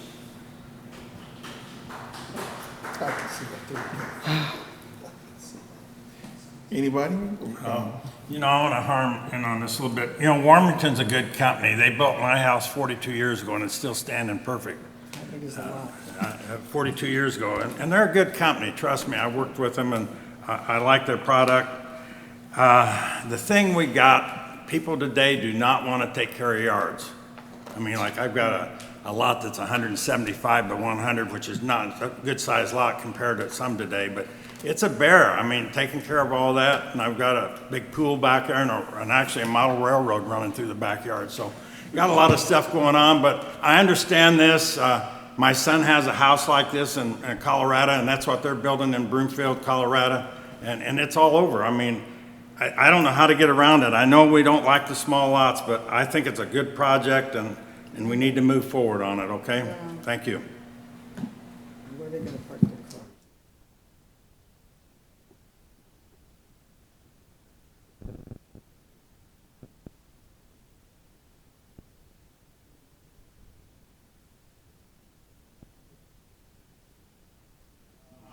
I move that we adopt, I'm not going to read all this, I'm just going to read the resolution, is that okay?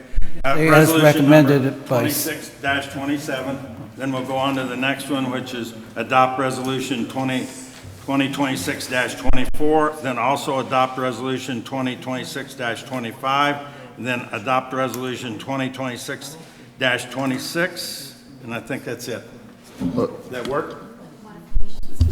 So it's as recommended by staff in the staff report. Okay, got it. And also, the modifications to conditions that staff mentioned in our presentation. Along with the modifications presented by the staff, okay? Correct. Thank you.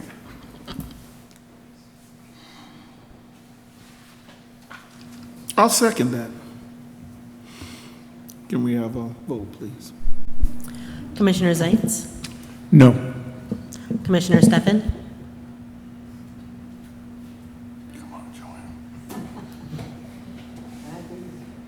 I think it's the wave of the future. Yes.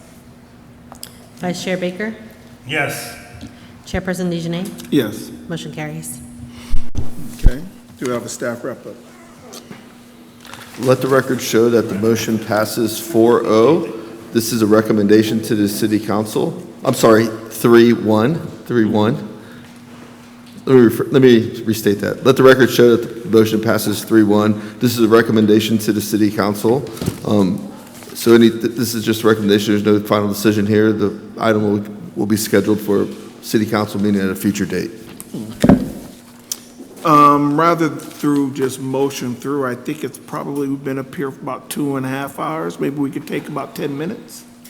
Okay, so we'll adjourn for about, let's go with, 8:25 and resume at 8:25.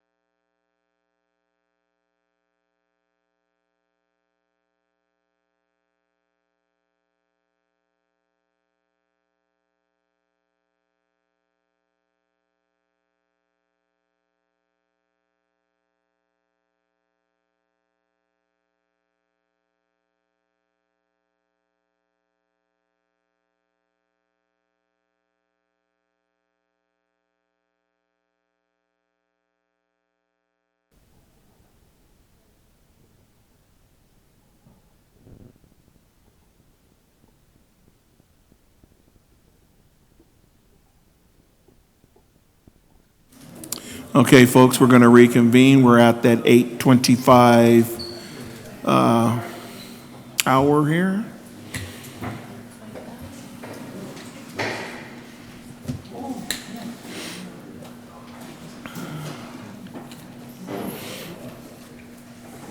I missed the gavel.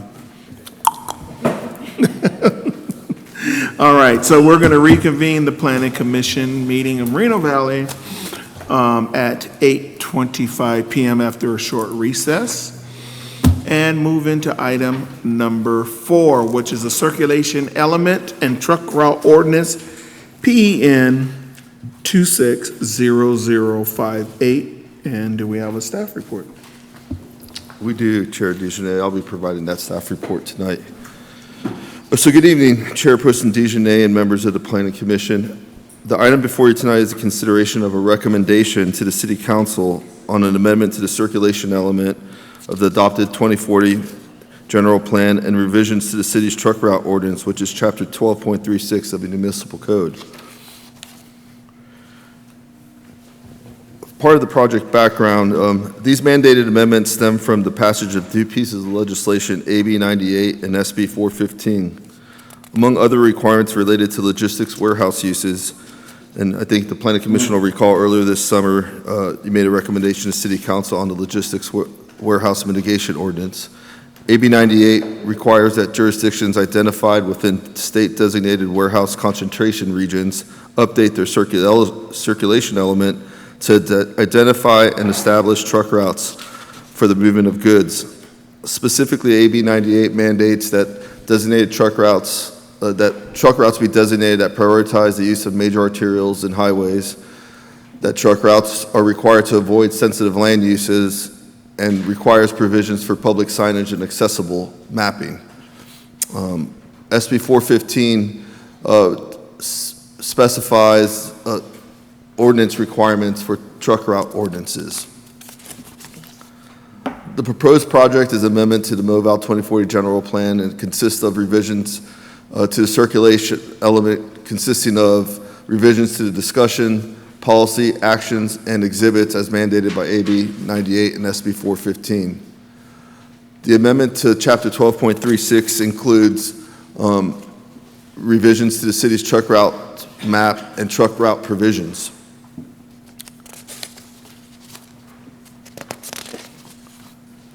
Revisions to policies and actions that support Goal C6 of the circulation element, including maintaining and regularly updating a publicly accessible truck route map. It requires new logistic warehouse developments to be located and designed to minimize reliance on local streets and avoid creating new truck traffic conflicts with sensitive receptors, and coordination requirements to coordinate with Caltrans and neighboring jurisdictions and regional agencies to align truck routes and minimize the need for trucks to utilize local streets.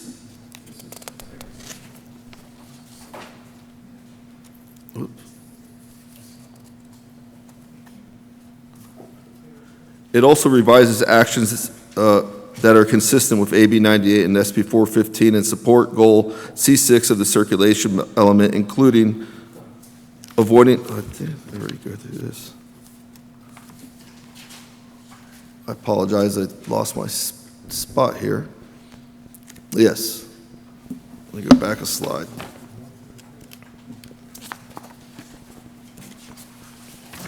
It's missing.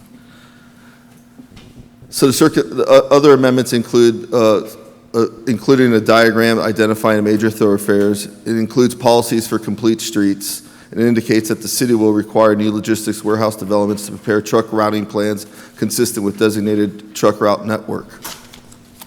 Finally, additional amendments to the circulation element include revising policies that support Goal C6 of the circulation element, which include the maintenance and regular updating of publicly accessible truck route maps, requires new logistics warehouse developments to be located and designed to minimize reliance on local streets and avoid creating new truck traffic conflicts with sensitive receptors, and also requires coordination with local jurisdictions and regional agencies. It revises actions that revises actions that are consistent with AB 98 and SB 415 and support Goal C6 of the circulation element. Is this a duplicate? I feel like it's a duplicate. So the second part of this item tonight is a revision to the city's truck route ordinance. The slide before you shows the current adopted truck route map, and you'll notice that there are streets identified that are kind of all over the city. With the proposed revisions, those streets have been removed. The majority of the streets have been removed, and the truck routes, official truck routes, are concentrated in the industrial areas of the city, located on the southwest side of the city and the northeast side of the city, where the World Logistics Center is located. In addition to updating the truck route map, revisions include changes to Chapter 12.36 of the Municipal Code, including a host of new sections intended to satisfy the requirements of SB 415, including sections addressing purpose, definitions, applicability, official truck route systems, truck route requirements, truck route signage, truck routing and operation plan requirements, warehouse and logistics access standards, sensitive receptor protection standards, temporary truck route provisions, administrative authority, and violation and enforcement provisions. Collectively, these new provisions satisfy the requirements of SB 415. In an effort to satisfy the community engagement requirements of AB 98, staff conducted a robust outreach to the community and stakeholders. These efforts included the creation of an interactive web page, 9 in-person community events, and 1 virtual workshop, and engagement with stakeholders, including school districts, community organizations, and several of local Native American tribes. With respect to CEQA compliance, an addendum was prepared to the Mo Valley 2040 revised program environmental impact report to consider if the proposed project would create any new significant impacts. The proposed project would, the addendum resulted in findings that the proposed project would not result in any new significant impacts and or more severe impacts that were not disclosed, analyzed, or previously mitigated for in the 2040 revised program EIR that supported the general plan update.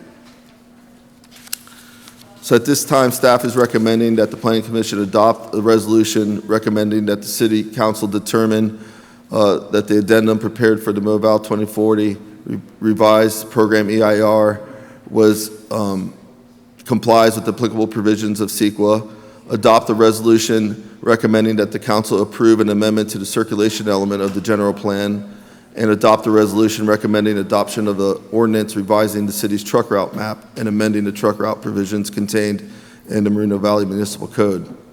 That concludes my presentation, and I'll be available for any questions that the Planning Commission may have. We also have our city transportation engineer and our assistant public works, assistant city engineer here as well to answer any questions. And thank you. Thank you very much. Are there any commissioner questions? I have a question. If we would eliminate the northbound Heacock between Cactus Avenue and Alessandro, would that be a huge issue? I'll let the Public Works guys answer that question. Commissioner Stefan.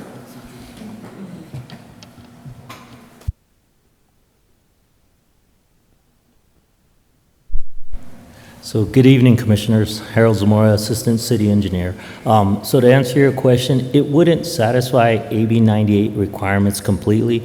And in fact, it's actually going to cause a circulation element issue, because what we're doing right now is we're allowing the trucks to navigate through, as you can see, kind of a circular pattern through Alessandro and Cactus to return back to the freeway.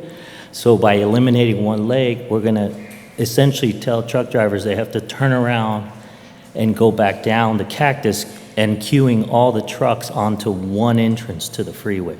So, you know, in order to try to satisfy the Assembly bill and try to create an effective network system, it's best to leave the two in place. So basically, it wouldn't satisfy what the state requires, is that what you're saying? It wouldn't require, it wouldn't satisfy what actually the state requires? Correct. Okay, then forget it, then we can't. That was a good one. Okay, I just wanted to ask because there was an email, I just wanted to make sure that, we addressed it for the public. Okay, thank you. Yeah, for the record, that was based on Mr. Hague's comments. Yes. Yeah, thank you. Yes. Well, he's the public. No, go ahead. I was going to ask.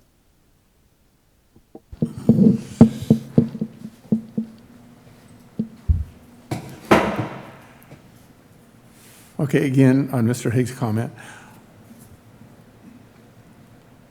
I understand, and I drive not semi-trucks and trailers, but trucks and trailers, that in driving this particular area, I understand why he is asking for it, because the east side of that road is residential, and we are supposed to keep trucks and everything away from residential as far as possible. And I do realize that southbound on Heacock is a necessity to pull vehicles from the upper, I can't remember the name of the road off the top of my head, to circle around. Basically, we would, if this was removed, we would just basically, when they would come north, they would have to turn on Cactus. And then, like you said, one exit or entrance, they can maneuver their way up and go to the other exit. They don't all have to go straight off Cactus. I realize it's an extra turn or two, but I'm still in favor of eliminating the northbound on Heacock. I think it'd be an easy fix. It'd make everybody happy. The residents would be healthier. I don't, granted you have the degrees, I don't, but I just use kind of common sense that if you can't go straight and you have to turn, you have to turn. There is still the traffic circulation on the road above Cactus would be turning right and then coming back down to Cactus, turning right and go home. So you would still have your circulation. You would still be able to get to everywhere without that little section. And I think that it would just be good for our residents not to have that in there. That's my recommendation to do if we could possibly do it. But David, he said that it wouldn't satisfy the state recommendations. What part wouldn't it state? Explain why that it wouldn't satisfy that. It wouldn't completely satisfy it. It would make it, you would have a minor positive impact, but it wouldn't satisfy the state requirement. And just to kind of answer a little bit of your question, one thing to consider is if you're traveling northbound on Heacock, coming up to Cactus, and you want to eliminate that last final leg, the reason for us in transportation that it's a concern is because all our turn pockets are designed for a certain queuing amount or a certain length. When you're now telling every truck they have to make a left turn, that pocket needs to be lengthened, which creates an infrastructure issue all the way down the corridor for us to accommodate for all the trucks to make the left turn to go to Cactus. By keeping it the way it is, if you're headed northbound, you can either choose to make that left turn at Cactus, or if it's too backed up, continue up to Alessandro and make the left turn. That's what I was saying, by eliminating the leg, you're creating more of a deficiency in the circulation.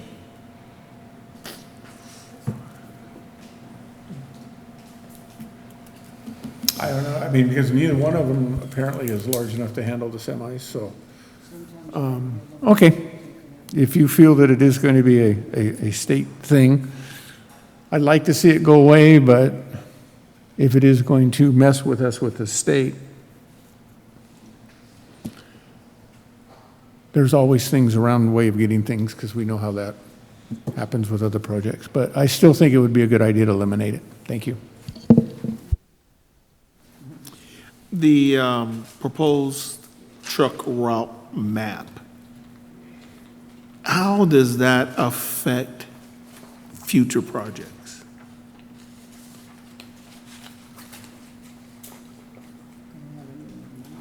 I'm not sure that the designation of truck route maps as proposed would affect future projects. What it'll do is concentrate truck traffic in those roads that you see highlighted on the map. So, Gosh, I hate to even ask this question because we're going to be faced with a project that's coming up that's asking for a large building literally on Day Street, which would probably cause truck traffic. But there is no truck route map or truck route proposed that would accommodate that. So You've answered your own question. So for clarification, there is a federal law that allows protection for trucks to deliver as what we call their last mile. So there does not need to be a designated truck route for that last mile. So what this is doing here, kind of to affect development, is it's concentrating the trucks in the industrial zones. And if you go outside of these zones, it's because you're within your last mile for delivery, whether it be a Stater Brothers or, a warehouse that you're going to deliver at. They're protected under the federal law for that. Okay. How soon would this proposal go into effect? so tonight you're being asked to make a recommendation on this project. The city council will have to consider it at a future date, which we haven't determined when that would be. And then it'll have to go back for a second reading, and then 30 days after that, it becomes effective. Oh, so it's fairly quick turnaround. Fairly. Within the next 4 months, it should be effective. Okay.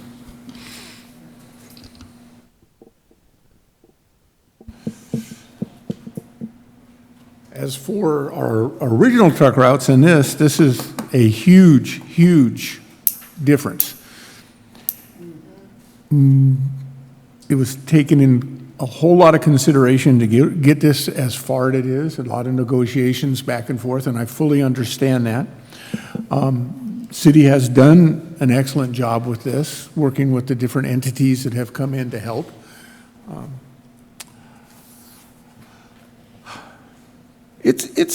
It's good. I mean, compared to what we had before, it's like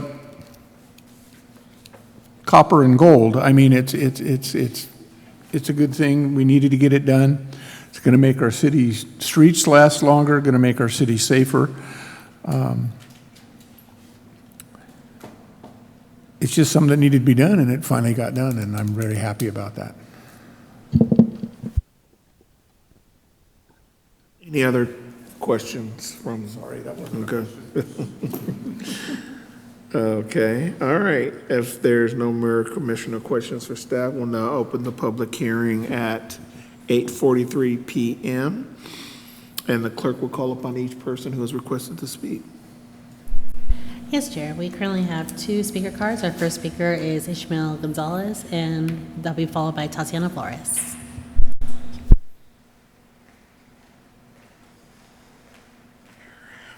Hello again. Let me begin by saying that the reason I come here on my own time, with my own energy, doing research on every single proposal that comes before you, is because I want to see this city be the best it can be. I live here. Why wouldn't I, right? I want to see Moreno Valley grow in a positive way. And I do appreciate everybody's hard work, I do appreciate when you actively make Moreno Valley a better city. I cannot say the same thing when you do irresponsible decisions that maybe take us back, right? This is one regard where I have to give you your flowers, kudos. Thank you so much for, providing a new truck route map like this, where it saves a lot of residents from the unnecessary pollution and traffic that otherwise we currently have right now, right? I went to many of those community meetings at City Hall, at Palm Middle School. I was thoroughly involved, so I hope you understand where I'm coming from. Please, really, I'm a resident. I think I am entitled to just share my opinion, right? the city of Moreno Valley, in this one regard, has done more than any other city or county to our assessment. I will say that I do agree with Mr. Haig. There is a problem with the Heacock area, and I would even say the Alessandro Boulevard area. You are putting thousands of trucks, according to the city staff's report, 1,300 or more every day, near hundreds to thousands of residents. The core spirit of AB 98 and SB 415 is to protect those sensitive receptors. You are failing those sensitive receptors near Heacock and Alessandro, when you could easily just invest in a new street on Heacock right there to give more access, more room to that left turn for trucks.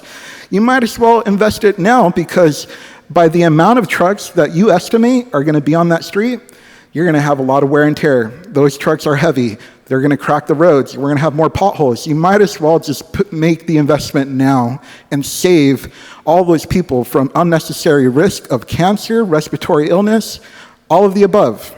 It's just one last hurdle. I would even say, try to do something about Gilman Springs, because once the World Logistics Center is built, that's a very narrow, dark path to Hemet. There's going to be a lot of car accidents. A lot of animals are there, a lot of nature. Those trucks are going to be hard to break. It's going to be dangerous. I know it's out of your hands because of the county's area, but Thank you, sir. Appreciate your time. Our next speaker is Tatiana Flores.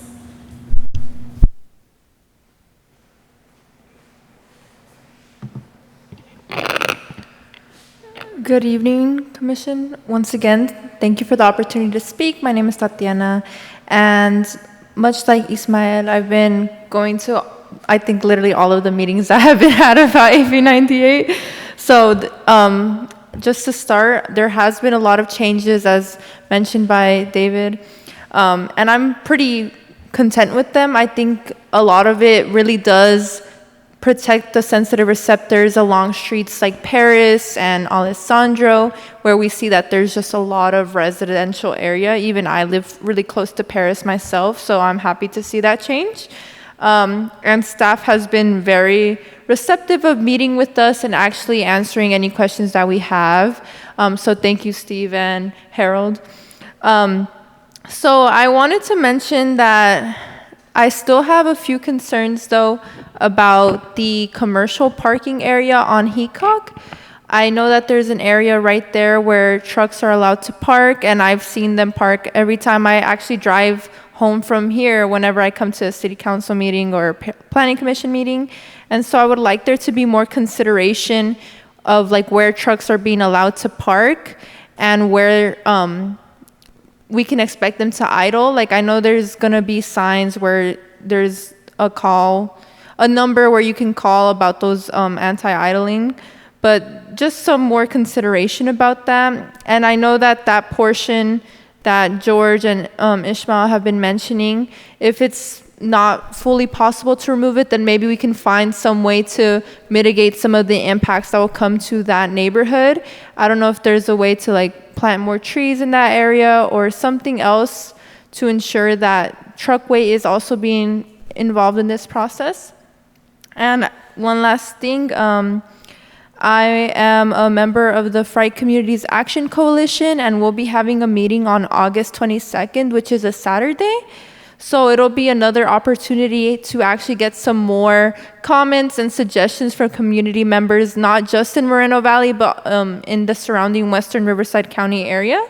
So we'll actually have AQMD as a partner in that meeting, as well as Elizabeth Vallejo from Paris City Council, where they're going to talk about air quality monitoring as required by AB 98 and SB 415, and running for local office. So good opportunity to actually see what AQMD plans to do. I know that's also important for jurisdictions themselves. So yeah, just wanted to extend that invite. If anybody has any questions or any interest in attending, you guys can ask me for my email or something. Okay, but thank you. Thank you. Mr. Chair, I am planning on attending that as part of the further community engagement process before we get to council. Well, thank you.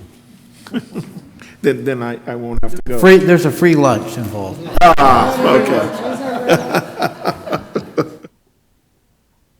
Do we have any other speakers? We have no more speaker cards, Chair. Okay. If there's no more speakers, then we'll go ahead and close the public testimony portion at 8:50 PM and move into deliberations.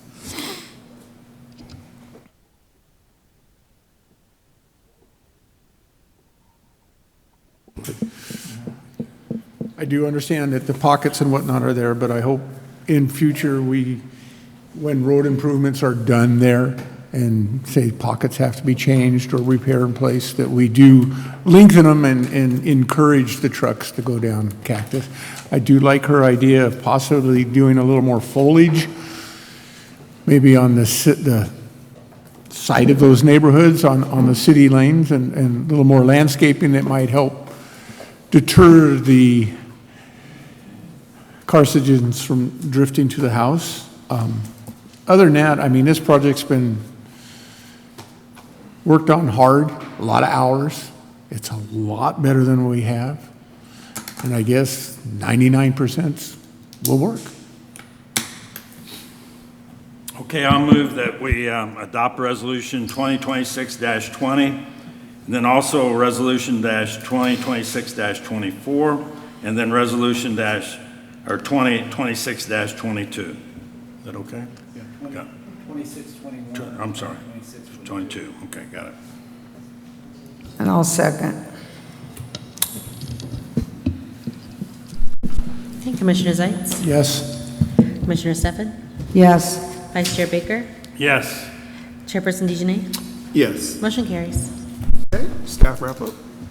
Yes, let the record show that the motion passes 4-0. This is a recommendation to the City Council. The item will be scheduled for a future City Council hearing date, and proper notice will be given for that meeting. Okay, all right, the next item on the agenda is other commissioner business, and we have no other commissioner business. Next item, staff comments. Do we have any staff comments? Yes, thank you, Chair DeJonay. We have a couple comments here. First and foremost, starting with the meeting of August 27th, we'll be back in our regular home at the City Council chambers at City Hall. So thank you for everyone who helped accommodate meetings here throughout the summer while the chambers were being renovated. The second item is that starting with the meeting of August 18th, the City Council meeting of August 18th, the public will now have the opportunity to participate remotely via teleconferencing. We have left instructions on how to participate in via teleconference, via remotely. At the back table there, we have those instructions both in English and Spanish. Y para esos que hablan español, comenzando con el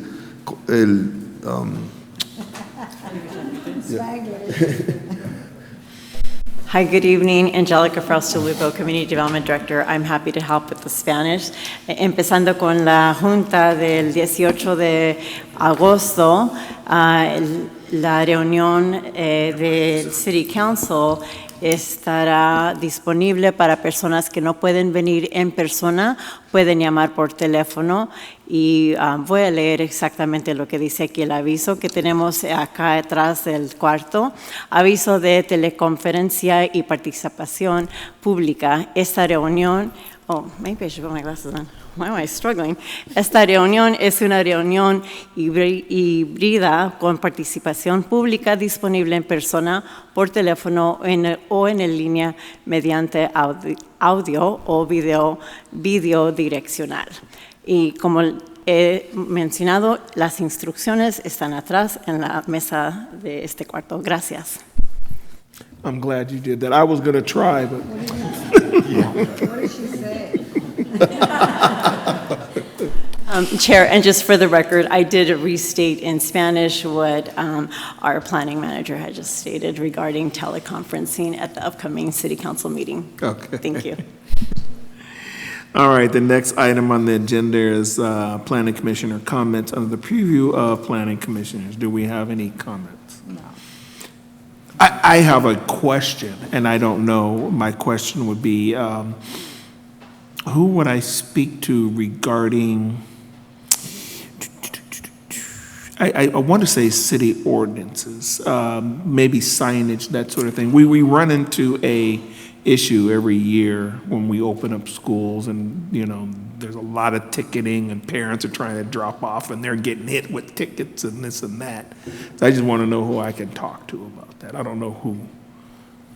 Are you referring to, Chair, are you referring to like signs posted on the street that limit parking? Well, maybe some conversation about it, because we know it's the beginning of the school year. There's a ton of parents, and they come, and as soon as they get to the school sites, boom, they're hit with tickets. But in reference to street signs, correct? Yeah, like maybe, no parking, so they get in and get out.